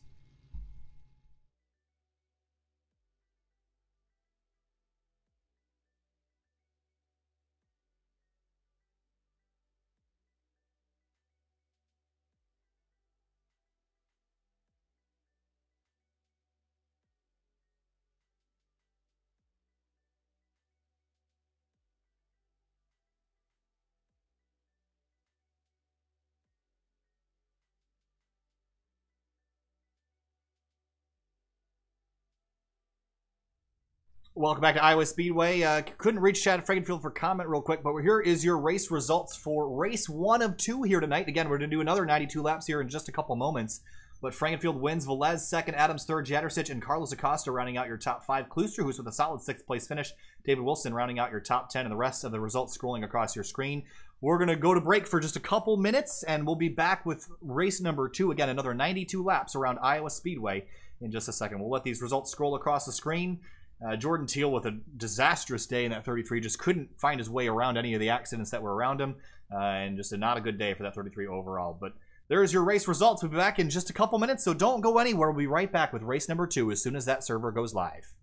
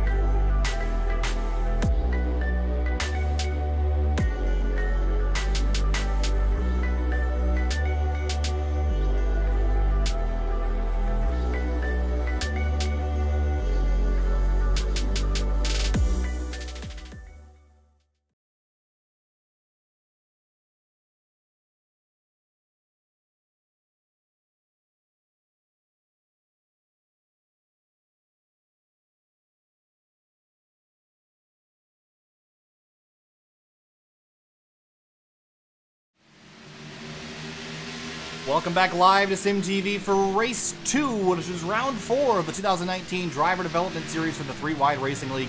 But round 1 was kind of a mess. We'll see if round 2 cleans up a little bit. Yeah, we will see with these guys. They got a grippier track to work with. And we'll see how those conditions affect the racing here tonight. But yeah, these guys got a feel for the track in race number 1 now. They're ready to go the same distance around again. All right, well, we got a couple more seconds of practice, then we're going to qualify all over again, just like as if it was another race, and we'll see if the same drivers rise to the top, the cream of the crop. And it's been Chad Frankenfield. Has he won every race? No, he did not win last week. That went to Joshua Adams. That's right, Joshua Adams was the one that won that race. But Chad Frankenfield, again, has won 2 of 3, and we'll see if he can go 3 for 4 here tonight in that number 15 car. Again, just won that race just a couple minutes ago and is looking pretty strong for the second race here tonight. So, again, practice is complete. We're going to head over to qualifying. We'll do it all over again and line up the field for another 95 laps. Track is significantly cooler than it was when we first loaded in. That's now down to 78 degrees, which is about 3 degrees difference, which is enough to make a pretty big difference around here. And the track is definitely more evenly coated in temperature, and the shadows aren't really affecting a whole lot because the sun has set here at Iowa. And qualifying beginning here, and let's ride on board with, let's see, Austin Verwey in the number 5 car. Or not. It looks like he might be going out immediately again. We'll see here. Trying to see who's pick someone to qualify. I'm waiting for someone to just leaving the pits. How about Chad Frankenfield? Rolling off the pits right now, and we'll ride on board with him here for this qualifying session. You can just see the bumps. Actually, let's go inside the gyro cam here inside this number 15 car, and you get to see how bumpy this place really is. Yeah, indeed, you can. Here we see him off into 3 and 4. Not, I wouldn't say as bumpy as 1 and 2. 1 and 2 is definitely where most of them are. Yeah, I'm definitely on the bottom. The top side isn't so bad. Right down to the bottom, you see all the shifting and rattling and creaking, and right up against that yellow line, bumping and banging up to the outside wall of the exit at 2 and down the long back straight, and then you have to get yourself up for turns 3 and 4, and this is where you have to be extremely patient getting back to the throttle. And it can be very tempting to get on the gas early, but you got to be careful of that outside wall where a lot of people end up hitting it, and we saw quite a few guys end up hitting it last race too, but looks like Frankfield's going to only qualify in 5th. After that. Lap number 2, though, he's probably going to pick up the pace a little bit. Velez on the pole right now. Kolb 2nd. Wilson 3rd. Stevens 4th. Where does Frankenfield fall in all this? Looks like a better lap for lap number 2. Will it be enough as he comes across the line? Does he improve?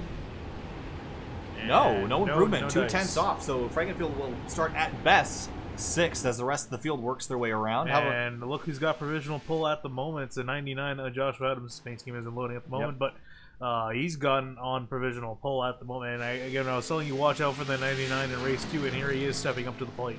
Rusty Webb in the 88 car didn't have a very good race number 1 after being involved in a couple incidents. Trying to rebound in race number 2. Again, I think he qualifies so much better than he ends up finishing, and I don't think he's had a finish yet that quite matches his pace overall. Brent Miller in the 89 going for another lap here. He went into the wall, he went. So it looks like he got into the wall in 4, and he's going to start his lap here.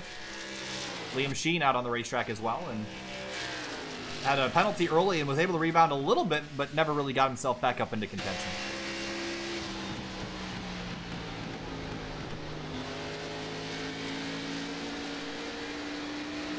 Turn 4 up against the wall and comes across the line. It's going to put him in nowhere. Oh, 20th across the line. Yeah, he's joining the Highland 1, so it looks like that's going to be where the highest he's going to qualify this evening. And look to the rest of the field. Kyle Zimmer now in the 25. He's out on track. Zimmer in the 25 was in the middle of a lot of stuff out there tonight, but we'll see if he can rebound a little bit and get a little bit cleaner race. I think qualifying is going to be a lot here. If we see what we saw in race number 1, whoa, he's in the fence. That's not going to do a whole lot of good here. He's going to have to continue on that lap as he even across the line. Yeah. And it's not going to be a good effort for the 25 this time through. And again, I think qualifying is going to be important. If we see what we saw in race number 1, it's going to mean quite a bit here. Kevin Jadrosich out on the racetrack. We'll see where he can qualify.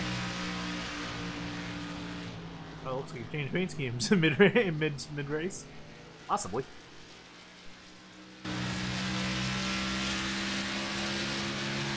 Minute left in qualifying, and it's still the 99 of Adams on pole. And again, won last week at Richmond and finished, what, third this week. So we'll see if he can rebound and do even better than he did in the first race. I think if he gets some long green flag runs, he'll be okay. But Kevin Jadricic and Chad Frankenfield are just on top of each other every week. Indeed, currently Jadricic qualified in 7th, and I think that might be the highest he can get. We'll see as he comes across the line. Does he improve? The tire fall-off has been significant, and I don't think people's lap 2s have been better. But across the line, will he improve this time? He ran a 22.655, only a 22.783 for the second lap. Oh, and in the fence on the the front straight there. Qualifying complete here at Iowa Speedway, and again, another 92 laps on the board here tonight for race number 2, and gas price is still $4.06. I guess I wouldn't have changed them all in one day, but Richard Lafferty out making his qualifying effort. Don't think he's going to get a lap in. No, he's not going to have anywhere near enough time. And also struggling with that internet there. Tanner Sharp sitting on the end of pit road, but 10 seconds left, and it looks like Josh Adams will be your pole sitter for race number 2 here tonight. Velez, Kolb, Wilson, Stevens, Frankenfield, Jadricic, Acosta, Batista, and Lindsay, your top 10. Corey Lindsay, another guy that slipped under our radar. He got involved in a couple accidents in race number 1. Qualified 10th for race 2, so let's see if he can improve. Indeed, we'll see. We'll monitor that as the night goes on. But gridding now for race number 2 here. 92 laps set to go as in race 1, and we'll see how this race pans out.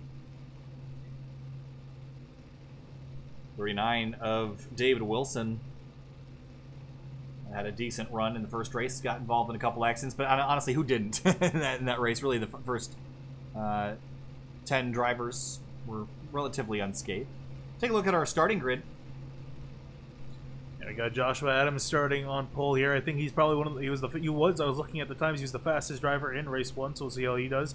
Nathan Buzz in 48 outside of him. Justin Kolb and his number 52 Chevrolet Camaro got wrapped up a little bit, but still had a decent result in race 1, starting alongside David Wilson in that number 39 green Chevrolet. Moving back to row number 3, Mike Stevens is going to be starting in 5th in the 63 Toyota Camry. Outside of him, Chad Frankenfield, the 15th last race's winner. We'll see if he can win this time as well. Kevin Jadricic in the number 42 Toyota Camry starting on the inside of row 4. Carlos Acosta in Racer Porter on the outside of row number 4. Moving back to row 5, Josh Batista in the 20 Chevy Camaro. We saw him get involved in a wreck. We'll see what he can do. Definitely had the pace, as well as Corey Lindsay in the 00. He also has some pace. We'll see what he can do from 10th place. Austin Verway in the number 5 starting alongside Rusty Webb. Those guys had a pair of Camrys back in row number 6. Back in row number 7, we're going to have in 13th Jordan McKeevoy in the 21 Toyota Camry. Got involved in a few incidents, as well as Chad Brown in 64 found a few incidents. We'll see what they can do there from a decent starting position midfield.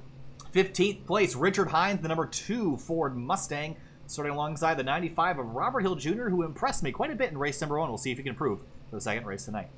Moving back to 17th, Brandon Kluser, who's going to be starting in 17th in the 94 Chevy Camaro. Outside of him, Jonathan Cogswell in the 27th, going to be starting in 18th. Frank Sims, the number 75, will be 19th on the grid, starting alongside the 53 of Dave Hunt in that Chevrolet Camaro. Back in 21st, we're going to have Liam Sheen in the 55. He's quite a bit ways back. He improved towards the later part of the race. We'll see what he can do. Patrick McCluster in the 43 is going to be starting in 22nd. And the 89 of Brent Miller also back here, but Rusty Capel as well. A couple other drivers that aren't quite scored on the grid here, but as the field rolls off down the back straightaway here, Finian, predictions for race number 2. I'm going to pick that 15 car because I like statistics. Yeah, I think definitely the 15 car is a good pick, although he's going to be starting, I have a little bit of ways to move him to the front. I'm going to pick our pole sitter, the 99 Joshua Adams. I think he's got a fire under him right now after knowing that I think he knows that he could have won race number 1 had he not got him caught up in traffic, but here he is. He's got a clear road ahead of him, and I think he's definitely going to try to win this race. Clear road is worth a lot. Can the 99 of Adams, can these guys split the first 4 races? Can they go 2-2, or will the balance tip in favor of the 15 of Frankenfield? 1 in a Camaro, 1 in a Mustang. It's going to be a battle of the muscle cars. You throw a couple Camrys in there to balance the fuel costs of the other 2 cars. We saw how expensive fuel is out here. Dang! We'll see if these guys can't fight it out amongst themselves. The 52 of Justin Kolb, great qualifying effort in that Lori Motorsports Camaro.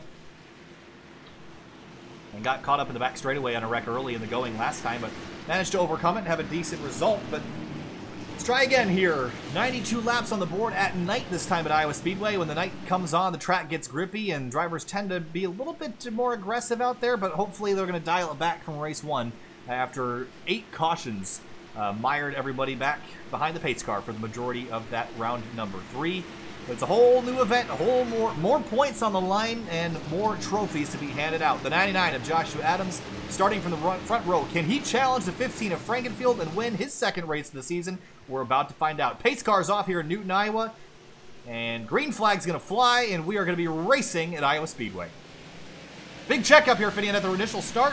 88 gets a big punt back there. Yeah, we're already 3 wide midfield as the drivers race off into turn 1. Everyone looks like they've gotten somewhat sorted out. Chad Brown is in the middle of that white number 64, looking 3 wide to the inside of Rusty Webb, and there's the 24 car of Acosta pulling off. He's having some internet issues. I don't think I think he's aware of that, so that's why he's getting out of the way, but Adams leads the first lap.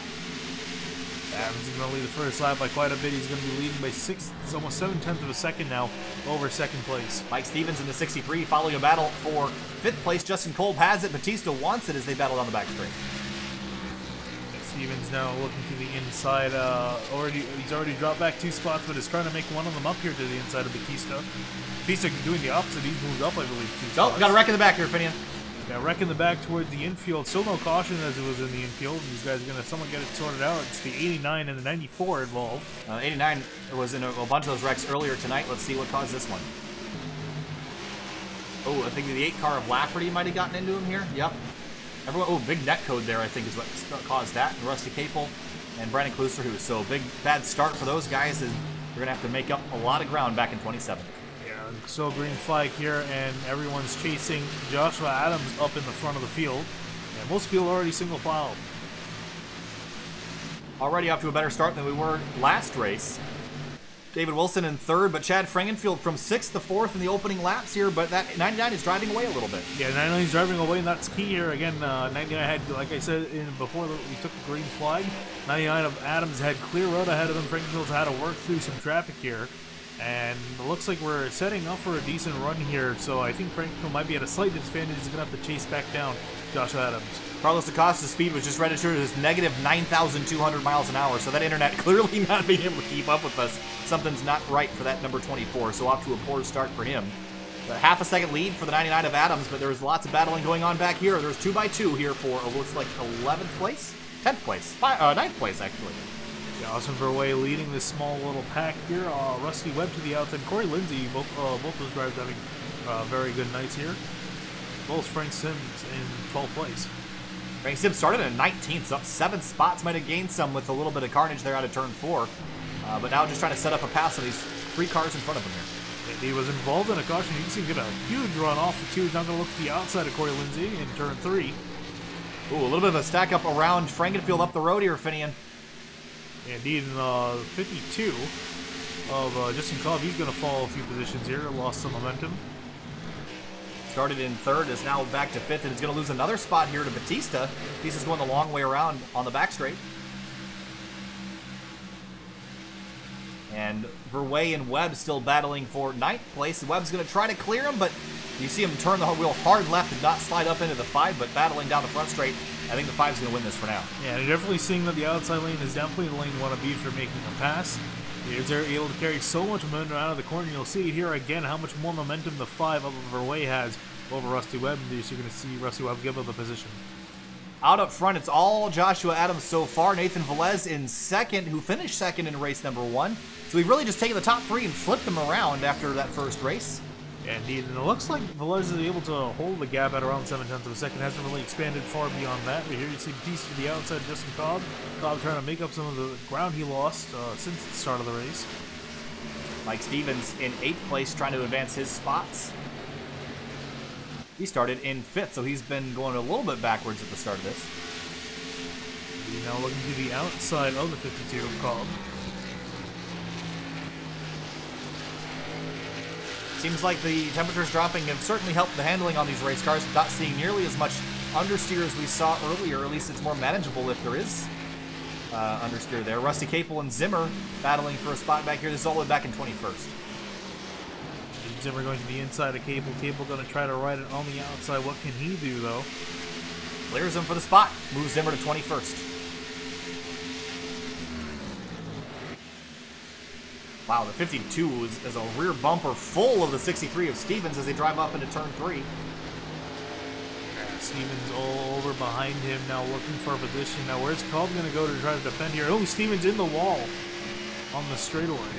Yeah, he just kind of sucked him in there. He was able to pull off. I don't see a lot of damage on that 63, but it's certainly not helpful to knock yourself into the fence on lap 13. Yeah, notably a big gap from Stevens on back, though, the ninth place Rusty Webb.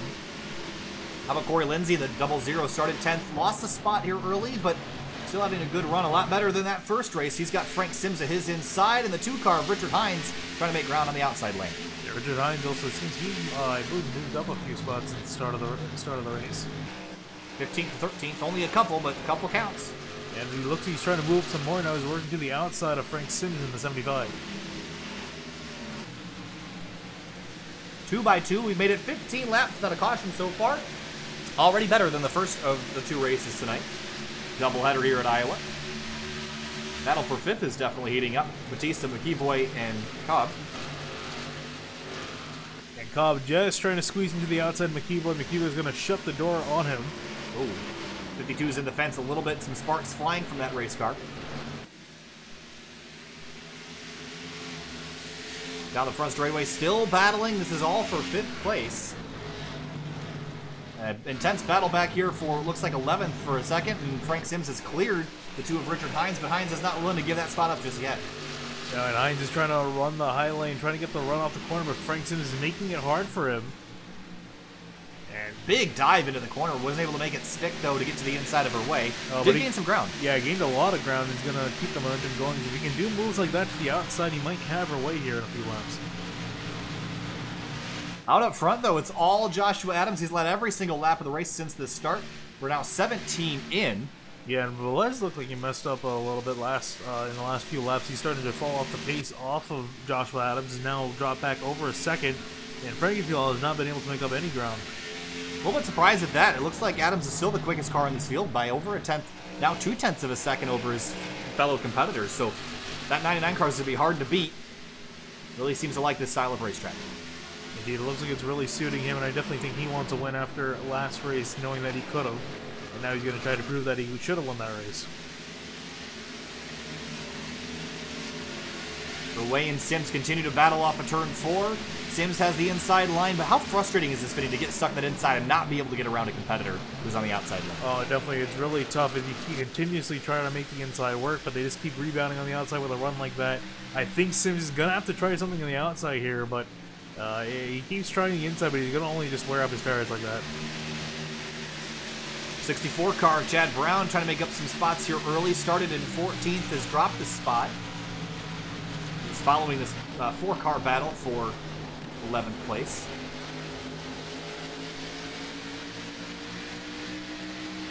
See Sims alongside the 5-car way up the road again, still trying to make that stick. I don't think it's going to be enough, though. He might have it here, actually, on exit. He clears them. Clear her way. And there is a battle farther up the racetrack, and it... Uh-oh. Oh, what on earth? I don't know. Windows probably being dumb. That scared the heck out of me, though. Yeah, indeed it did.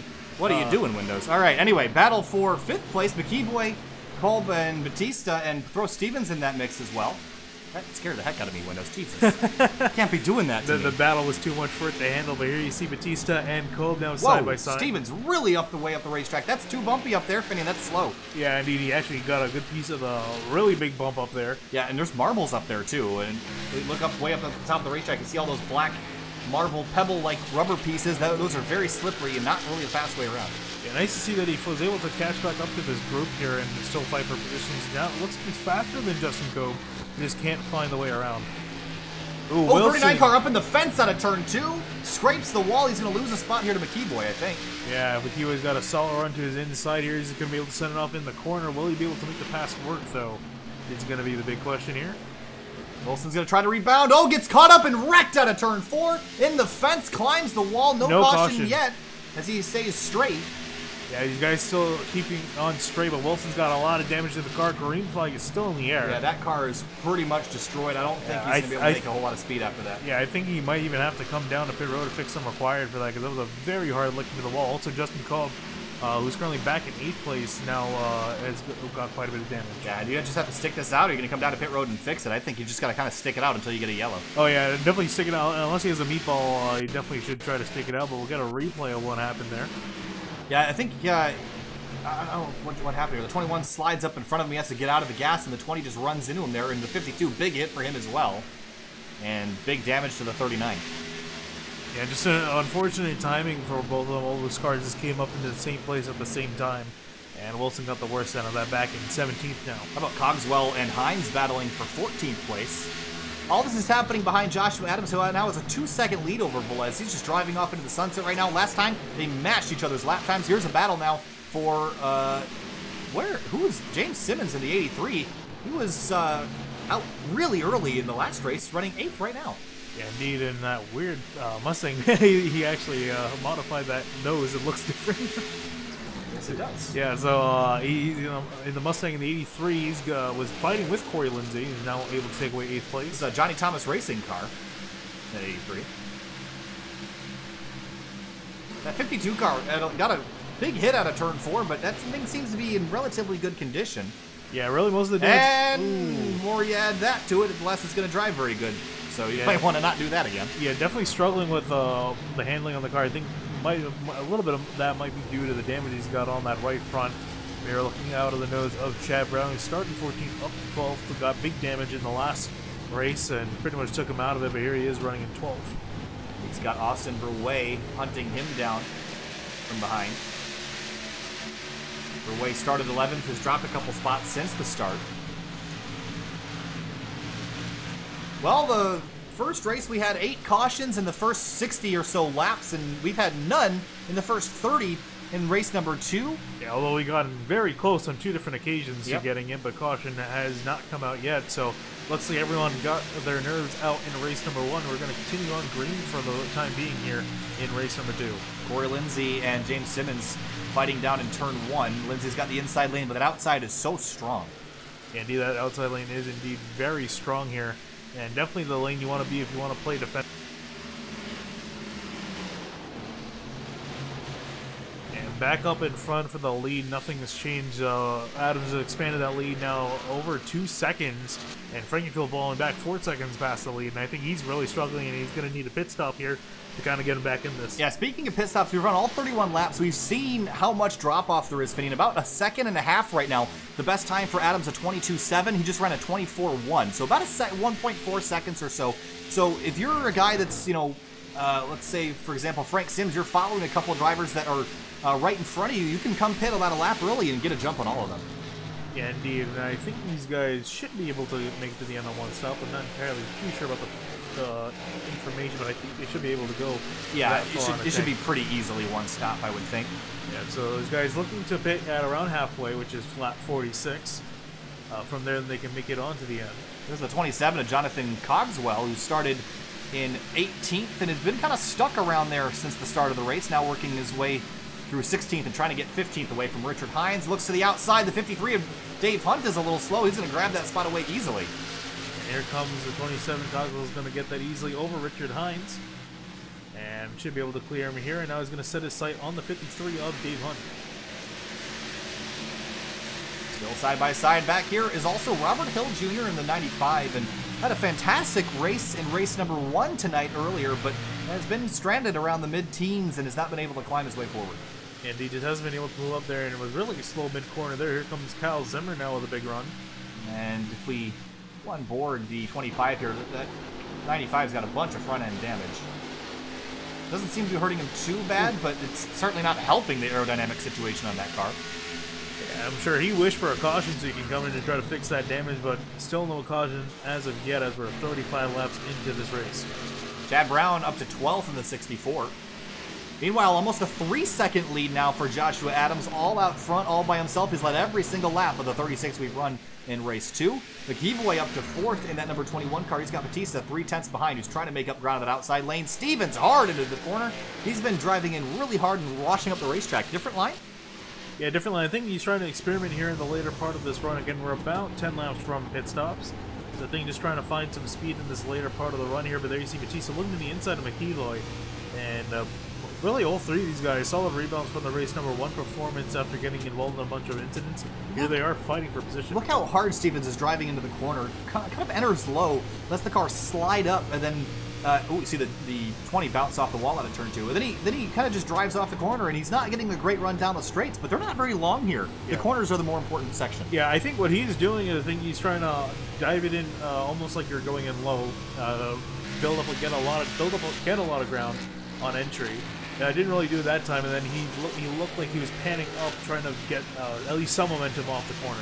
20 car really flirting with the fence out of turn 2 once again. James Simmons and Corey Lindsay still battling for 8th place right now. And Simmons, actually it wasn't Simmons, it was Corey Lindsay and Frank Sims. Sims and Simmons running very similar looking paint schemes. And speaking of Frank Sims, here he comes down looking to the inside of Corey Lindsay. It's a battle for 9th place on the track. Sims again up 9 spots, so a great climb forward. Yeah, great race in general for him. Has been really he's been doing a lot better in this series compared to last season in the truck. So solid improvement. Whoa! He drove in hard off into turn 3. Almost got into the back of Corey Lindsay there. Let's take a look from above real quick. Watch this. Wow! Drove it in really hard. Almost gets to the quarter panel of the 00. And Corey Lindsay does have some damage to the rear of that car, and I don't really know where he got it from. I do see some right front damage on the 75, so it's possible that they've already gotten together. How about Dave Hunt in the 53 car as well? Started 20th, up 7 spots to 13th. Yeah, solid improvement from him, and is trying to still improve as he's looking at the inside of Chad Brown. He's going to have a run on the straightaway. Can't really make much of it, though. Take a look to the inside, drives up hard into the corner. That's a hard line to maintain, though. Over the bumpy inner groove, and the 64 is on the outside lane as they exit turn 2.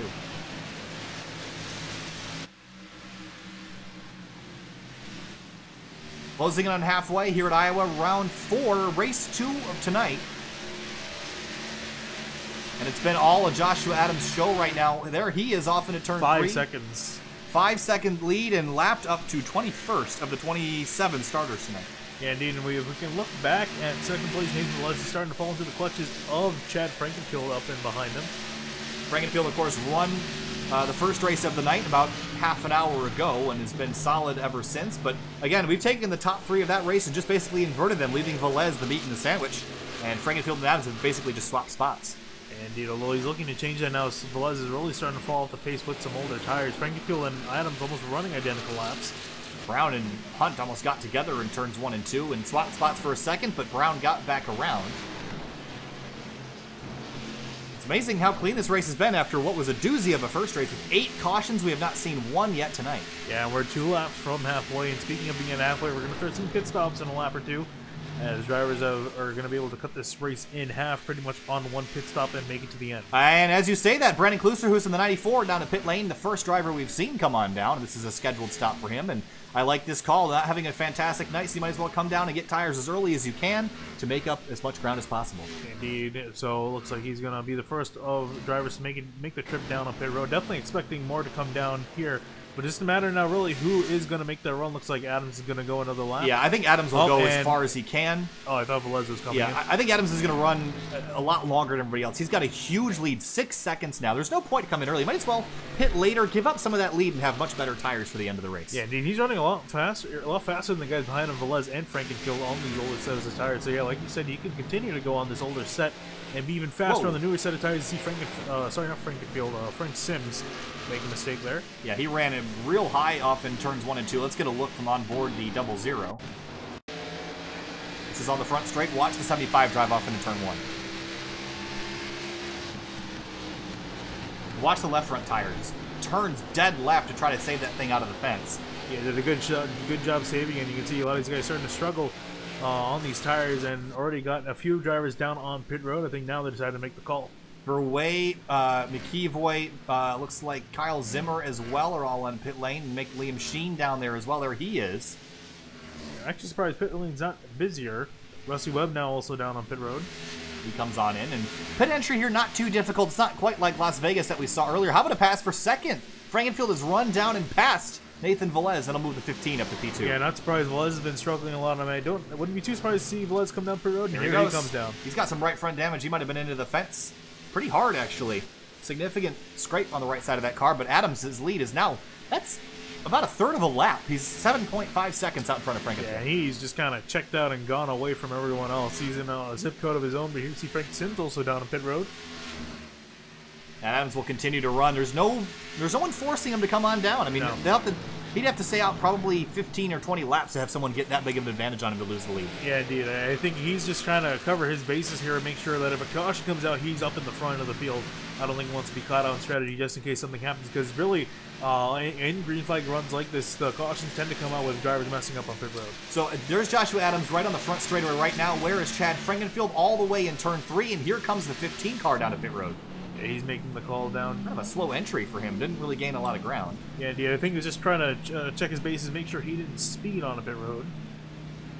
And 45 miles an hour the limit as they make their way down. This feels like an eternity. Yeah, indeed. So especially when you're a driver in second trying to chase down the leader, it feels like an eternity that you're losing the time. And here you see Batista also down on pit road. So Joshua Adams continues to make laps as the leader here. We just have 40 laps to go at the line. It's about 16 minutes of racing. That's not a lot of time here, Finian. No, it isn't, and this race has really gone on by. And there you see Adams now down onto the apron. He'll come down on pit road. So the question is, who was the first car near the front to come down to pit? It's Nathan Velez in the 48, and he's working his way through 1 and 2 right now. Has to go an entire lap around to catch that 99 who is still working his way down to pit road. Yeah, he actually gained quite a bit of time over Chad Frankenfield. He put a 2.5 second gap to Frankenfield, actually gaining 3.3. So I think 2 or 3 lap difference from not pitting was really big between both those drivers. And Nathan Velez, we just mentioned, I'm trying to grab him and pit cars keep getting in my way. Richard Hines down on pit lane, as well as Corey Lindsay has already been down. I was looking at Jonathan Cogswell in the 27.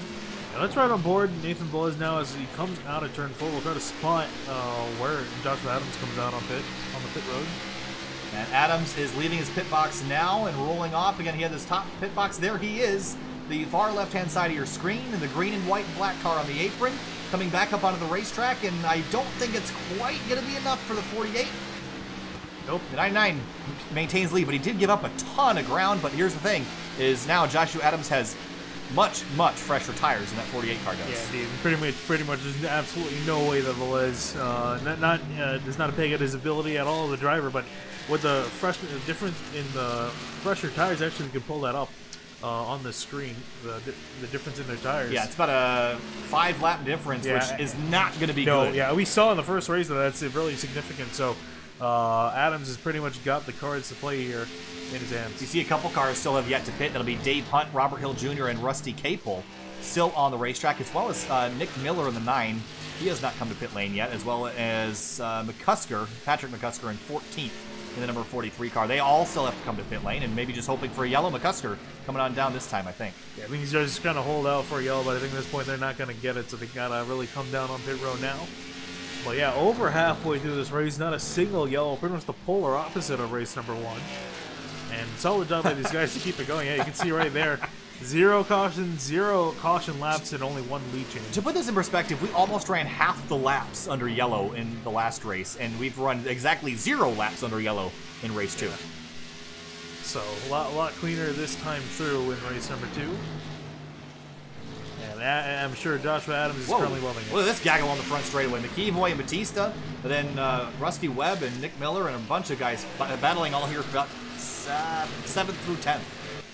Yeah, big battle here for position. There you see Verway now also alongside the 52 Justin Cobb, who's really... It is not for position. Cobb is 2 laps down now. I wonder if Cobb maybe sat on pit road trying to fix some damage or something, but he was down on pit road for quite a while. Corey Lindsay in the 00 to the inside of Nick Miller. That's back for 10th place. And there is the 83 of James Simmons, who was fighting with Corey Lindsay before the pit stop sequence. And he has some right front damage as well.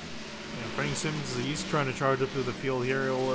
Came in earlier on the pit stop, so he's been trying to cut through traffic. Battling Kyle Zimmer. That's a pass for position. If he can get there, that'll be for 13th. Sorry, I just ripped Finian's headphones out of his ears. They see Zimmer out to the Sims to the inside of Zimmer. He's going to get that also to the inside of the 9 of Nick Miller, so he's going to get 2 for 1 here in turn 3. Nick Miller high in 3 and 4, had some right front damage. A lot of cars have been in the fence tonight, but they've kept it from looping around, which is the trouble we had in race 1. And Nick Miller is still actually the only car on the track who is not pit at all. Actually, sorry, that's a lie. Hill and Hunt have still not pit. And I think they're just really waiting for the caution to come out. Yeah, and you know, honestly, in their defense, it isn't a bad bet. No, yeah. But after race 1, but in race 2, it doesn't look like it's going to turn out that way. Everyone's kind of separated now. Not a whole lot of drivers super close. There's McKeeboy and Webb battling for position. This is one of the closest battles on the track. Yeah, you see McKeeboy with a lot of damage to his right rear, but that doesn't seem to be affecting him too much. Webb just looking to the inside. We saw Webb had quite a bit of pace in race number 1, had a bit of damage that kind of hampered it. But here he is trying to jump inside the top 5 here, but it's currently running 8th.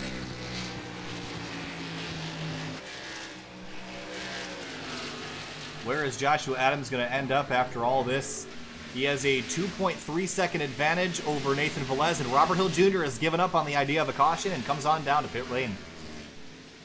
Yeah, he's gonna be the first of the last 3 drivers to come down. Dave Hunt now just waiting on him to come down. And now I have to imagine he's really close on fuel and is running on fumes at this point just to wait for that yellow flag sequence. And don't think he's gonna get it, but you know, never say never.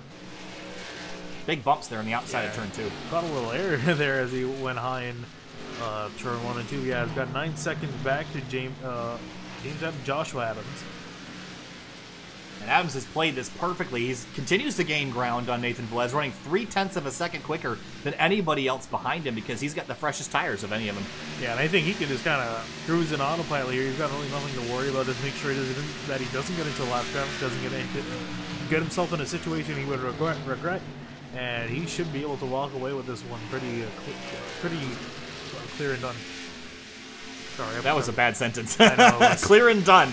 Never heard that one before. Cut and dry. There we go. There you go. That's what you're looking for. Jesus, Finian. All right, Corey Lindsay and James Simmons battling for position. Simmons has just stolen it away from Lindsay. Big battle out of turn 2. And Lindsay dogging left and right, trying to find a way around the 83, but can't do it. Yeah, you can see that Lindsay wants the outside lane. I think he realized that, the inside lane is just not the way to go. He's trying to get on the outside lane, but the 83 Simmons is not letting him. Trying different lane, now the middle of the racetrack. That seems to be no man's land here at Iowa, Finian. It looks like usually it's the bottom or the top, and anywhere in between it's just kind of not very good. Yeah, the middle, I mean, it would be good for really defending, but other than that, it's not really a lane you want to be running in. You just kind of gain, you don't really have the benefit of the inside or the outside lane. Like you said, you're just in the middle of no man's land. McKeeboy and Webb continuing to battle for 6th place, which will eventually be for a top 5 spot as soon as Dave Hunt comes down to pit lane. And Hunt is really hoping for a yellow, but I don't think he's going to get it. Yeah, Has he got a fuel? He's really slow. Well, I guess not. I think he's trying to save enough to get back to the pits. I think we might see him come to the pits this time by. Or not.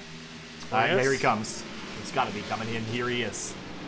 So our leader, Dave Hunt, will pull on down and get his service. There's only one car left on the racetrack who has not pit. And it's Nick Miller all the way back in 18th in that number 9 car. But Joshua Adams cycles to the lead with a big lead over Nathan Velez. And that gap is now 4.5 seconds, and it will continue to grow.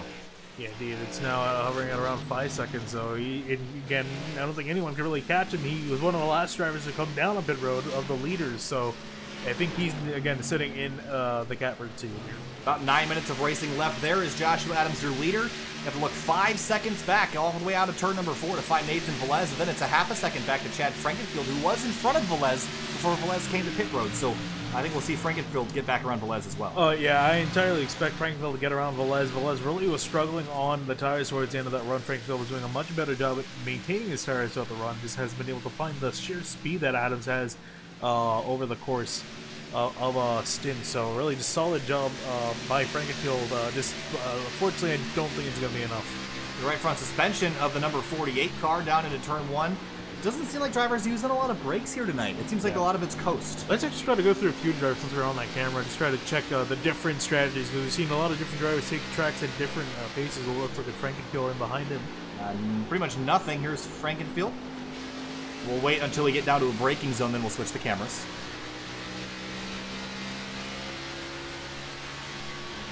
Nothing here either, and we'll just continue to skip throughout the field. And Josh Batista. A little bit of a glow there, but not much. I mean, let's look at Frank Sims again, because we saw him driving earlier in the run pretty aggressively. Yeah, just a little bit of a glow, but nothing. I think we're down in turn 1. Let's wait till we're in turn 3.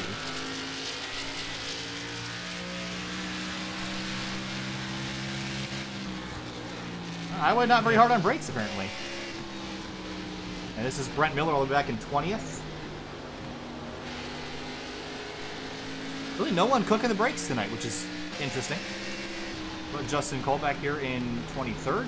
So no brakes, no heat in them tonight, and I guess it's a cool enough night to keep everything cool and clear and collected. 19 laps to go. Joshua Adams has a 6-second lead, but here's a battle for second.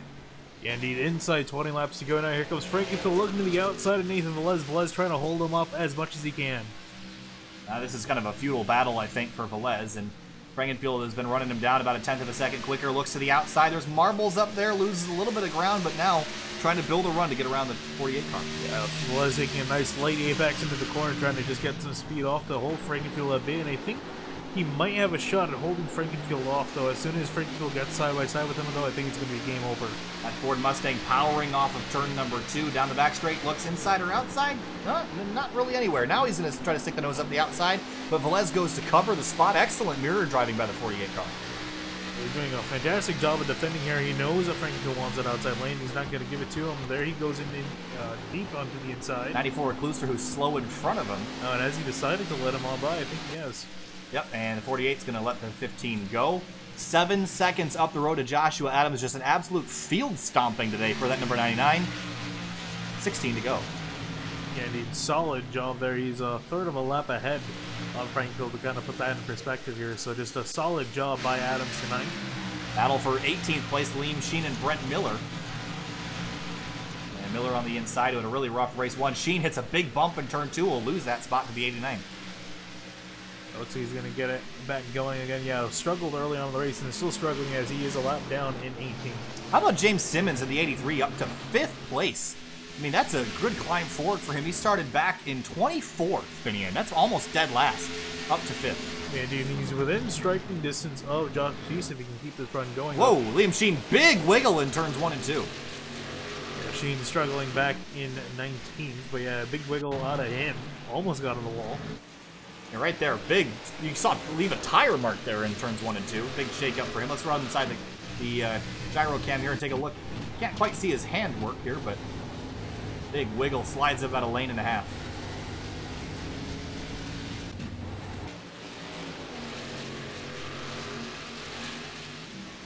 '11th, Frank Sims and Kyle Zimmer battling for position. Zimmer is closing about 2/10 a lap. Yeah, looks like he's starting to close in, but just can't quite get to him yet. And you can see Sims running the higher line, defending, and Zimmer taking a big run on the inside. Here he comes. Whoa, out of turn 4, close quarters there, but Sims will keep that spot for now. 13 laps to go, and Trent Frankenfield. Oh, Frankenfield, Finian, spun out caution here with 12 to go. Huge implications. Yeah, that 15 car is destroyed. Big damage to the 15, and we'll see if we can get a replay of what happened there. And man, what a tough break for Frankenfield. Oh man, well, this was Klusser who's in the 94. What happened between these two? Oh, Frankenfield just kind of ran him up the racetrack and out of turn 2. Bounced off the fence, the inside, no safer barrier covering that wall, and that's a big hit in the concrete. What a weird incident. Yeah, indeed, it looks like Frankenfield's going to the inside. Let's right on board with Frankenfield. I mean, got to the inside of Klusserhoos here, and Klusserhoos is holding his line. I don't know, Finian. Well, Frankenfield, I think, was just trying to gas it up in the corner to maintain speed there, and then just got tight on exit. Yeah. And got into Klusserhoos. Definitely not Klusserhoos' fault, though. Nothing Klusserhoos did wrong. I mean, I know he's a lap down, but he was in his lane. He didn't turn down on the 15. See the corner exit here again. Maybe there's an expectation to go a half a lane higher, but I don't know. I think that was just 15 getting tight, and that took him out of this race, essentially. Yeah, it's going to be big points implications, too, because he's got a significantly damaged car in here, and he's got a lot of faster guys up ahead. But here you see now, everyone's going to be down on pit road to get tires. Pit stops now. Joshua Adams on pit lane, leading him down. Again, he's led every single lap so far tonight. Does anyone try to stay out and spice things up here? 2-tire stop, maybe? Yeah, I think 2 tires definitely a viable option, but definitely not no tires. That's a suicide run. So we'll see what if anyone tries 2 tires. I think that will definitely be, if I was a guy stuck back maybe 7th, I would definitely try 2 tires. We had no cautions for 80 laps, so we get one here with 12 to go, and the race off pit road. Who's it going to be? Looks like Josh Adams. going to win the race off pit road. No major swaps on pit lane there. Rusty Webb loses a couple spots, but Chad Brown scored as the leader. I'm going to assume he's going to come to pit lane here in a moment. Yeah, I think that might have been just him out there trying to lead a lap.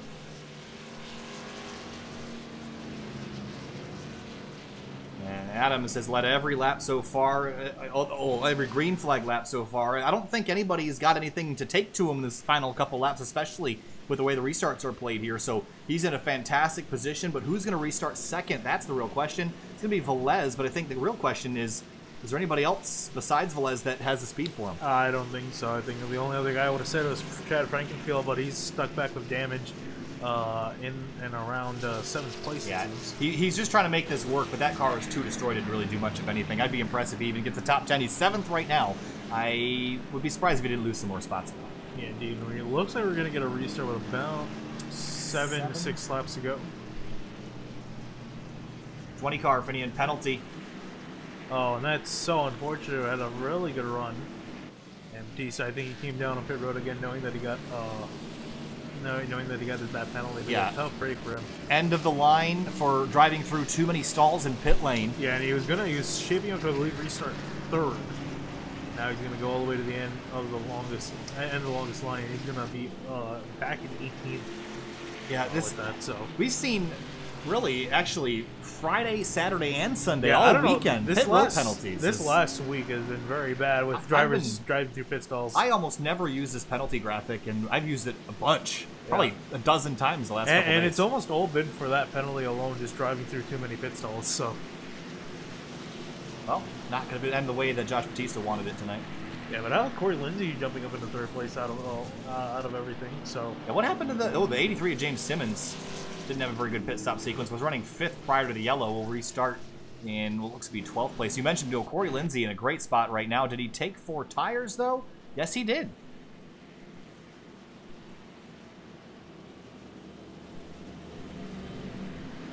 All right. Well, we'll probably restart now with 6 to go. I imagine we'll get the 1 to green this time by. Yeah, and with that restart, if we come to 5 to go and the green flag is still in the air, we should. I don't think we should have another restart if a caution were to come out. I think if a caution comes out on the immediate lap following the restart, we'll have a restart. But after, I think, Josh makes 1 or 2 laps, it's pretty much race over if the yellow flies. So we'll get a restart. 6 laps to go. And Joshua Adams has been in control of this all night. Elects for the bottom lane on the restart. Good or bad decision? Does it matter? I think it's a good decision. I think this is him just trying to cover his bases, because definitely I think he won the inside in turn 1 here. After that, you can kind of go wherever, and I think this is just him trying to make sure he also gets a good enough restart. Anybody else got anything for him?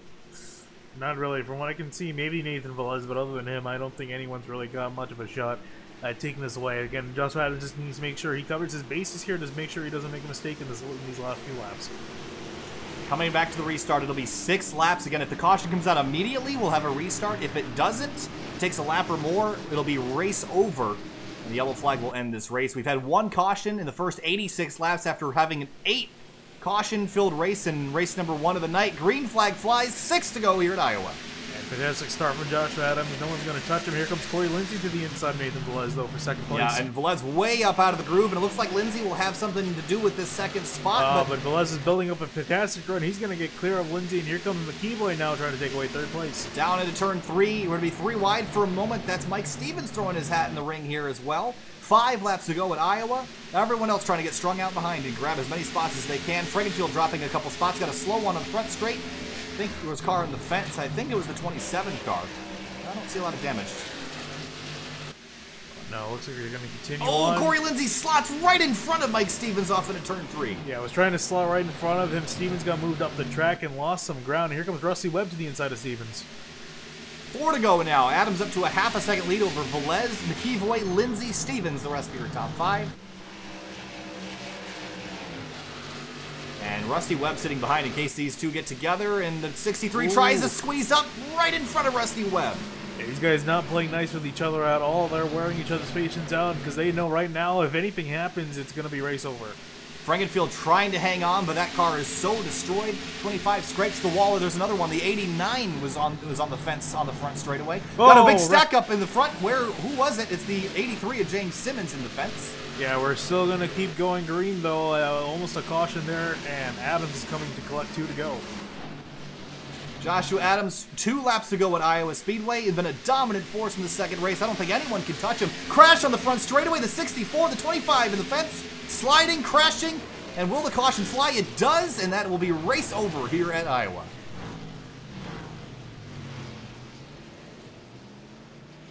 Go back and take a quick look. Out of turn 4 is the 27 car. They just get together and whole separate incident there with the 83 and the 64, and then 25 just gets looped around and all that. All right, well, let's head back up live, and I know one person who is relieved to see this race end is Joshua Adams in the 99. Takes the white flag under yellow. He'll come back around. As long as he makes it back to that start-finish line, Finian, he'll win this race. Yeah, and definitely earned this one. Solid job by him all night, dominating this race, much as Chad Frankenfield did race number 1. So, and he's also going to get quite a few points over the 15. He's going to finish in 9th. Yeah, so I'm really impressed with Frankenfield to finish out that race as good as he did with all that damage. But checkered flag flying and out of turn number 4. Well fought. Joshua Adams completely destroyed the field tonight. Wasn't even close. Give the win to that number 99 Chevrolet out of turn number 4. Yeah, Nathan Velez second in both races. Great points tonight for him. Yeah, very consistent for him. Jordan McKeeboy is going to finish in 3rd. Corey Lindsey 4th, and Mike Stevens going to round out your top 5.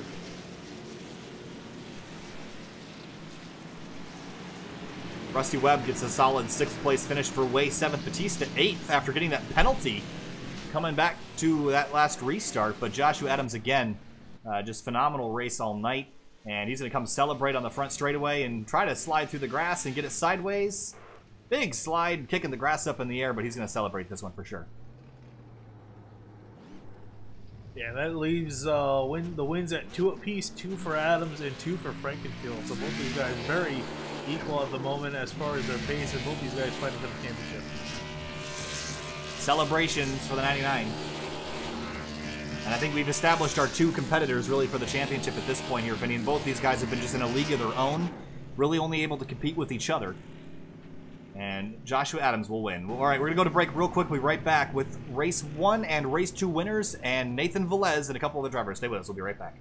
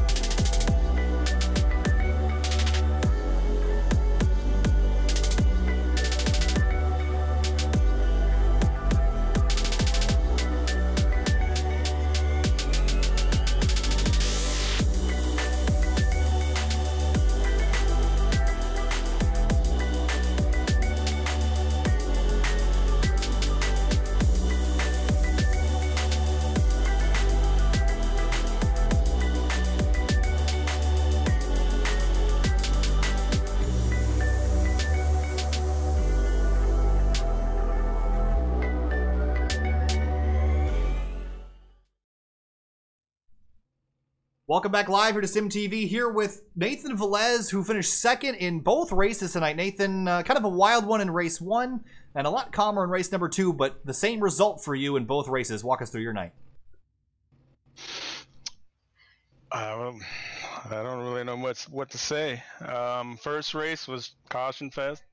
I kept putting myself in a hole. I kept missing my pit boxes. My fault. I got used to racing GTE cars, and they stopped. These ones don't. Anyway, so I kept getting myself put in a hole and trying to fight back, and finally got in a position to contend for the win, but couldn't quite catch up to Chad, and he did a great job.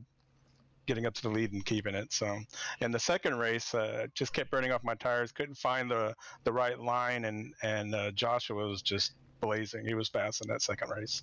So, I was just happy that I finished both races and second place. I'm happy with that. I'm content. All right, Nathan Velez, second in both races. Great points night for the 48. Thanks for talking to us. We'll see you later. Thank you.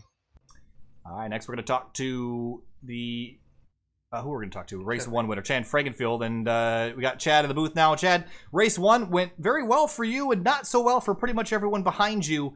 And then walk us through that race and then race 2 and how that ended in a little bit of disaster for you. Yeah, I mean, race 1 went pretty well. Definitely wasn't the fastest. Adams definitely had the field covered tonight. Just had to do what I had to do. I was trying to stage points, and then on the restarts, I was just trying to figure out where he was lining up so I can try to pinch. So race 1 went really well. Race 2 went really good as well until about, 15 laps to go. Lap car decided to try to ride a little bit, pinched me off corner exit. Me and him didn't have a real good talk to race, but that's what it did. So everything that we gained in race 1, we probably threw away too. So championship probably back to being interesting. All right, well, Chad Fragenfield, great race 1 and a little bit of a trouble spot in race number 2, but still a good night for you regardless. So looking to next week, do you still feel like you got a stranglehold on this field, or is that 99 giving you a run for your money at these short tracks? Josh, good. Look, I know this DD series and it's supposed to be development, but he's anything but a development driver. So I've raced with him a lot. It's gonna be a good one. Dover's a good race for me. Good track for him as well. Just got to do what we got to do, and hopefully Talladega we can survive it. But yeah, I'm looking forward to it. Track. All right, Chad. Well, thanks for talking to us, and congrats on the race 1 win. We'll see you next week. Yep. See you. All right, and the last driver we're going to talk to is going to be the 99 of Joshua Adams. And Josh, tonight, race 1 went really well for you, but you just missed out on a victory. But race 2, you absolutely covered the field and dominated that race. Walk us through both tonight. Yeah, I really wish I could have shown my speed in the first race, but as you guys know, we really didn't get an opportunity to run long to do that. But yeah, the second race was really good for me. We saw you had the field covered quite a bit, but what about that first race? Was there a little bit of, we saw the last couple laps were pretty green and saw you get caught up behind, I think it was the 89 of Brent Miller. Was that a frustration for you, or was that just part of the racing around a short track? It was part of it, kind of. We weren't running very long, but I think you guys said during the broadcast, you don't really understand why some of the guys that run in the back want to stay out and, getting everybody's way at the front. That's kind of what happened. But, it is part of it. We were running short runs, so he probably felt like he had good tires still. But, yeah, I got stuck behind him. I didn't want to bump into him because I figured I might have wrecked him, and, there was no point to bring out any more cautions, so.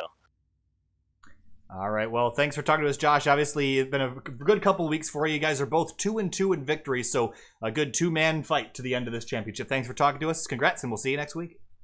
Yeah, thank you. It's been fun. All right, so that'll wrap up interviews here tonight, Finney. Well, a little bit of a digestion here tonight. Crazy race 1, disappointing racecraft in race 1, and then race 2, it was a whole different group of people. I don't know what happened.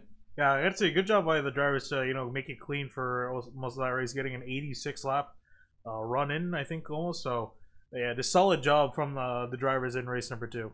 I was just very impressed with how they rebounded from that. Obviously, then a little bit of frustration from Josh.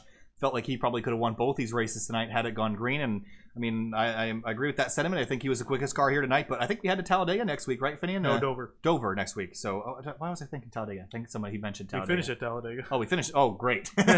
So Dover next week, a very challenging 1-mile racetrack, up a little bit in size, and also up a little bit in speed. Predictions for next week?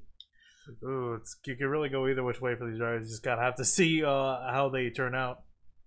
All right, well, what's coming up on SimTV tomorrow night? Roval Cross from the Homestead Road Course. That's going to be a fantastic race. You should not miss that one. We'll be jumping curbs, sliding through dirt, rubbing fenders. No cautions on the line. It's going to be a lot of fun tomorrow. Roval, rallycross cars at Rovals. And then Tuesday night, No fuel this week. It's going to be grid life action only from Road America. Wednesday, DC region SCCA action from VIR. Thursday, we're off. Friday, we're back with VRL for round number 2. That's what's coming up next week. We got new iRacing build coming up tomorrow afternoon as well. So looking forward to being able to stall now in iRacing. I'm looking forward to that for sure. A lot of other graphical improvements and good things coming along. So that's what's coming up. We'll see you later this week. Thanks for watching, and we'll see you tomorrow.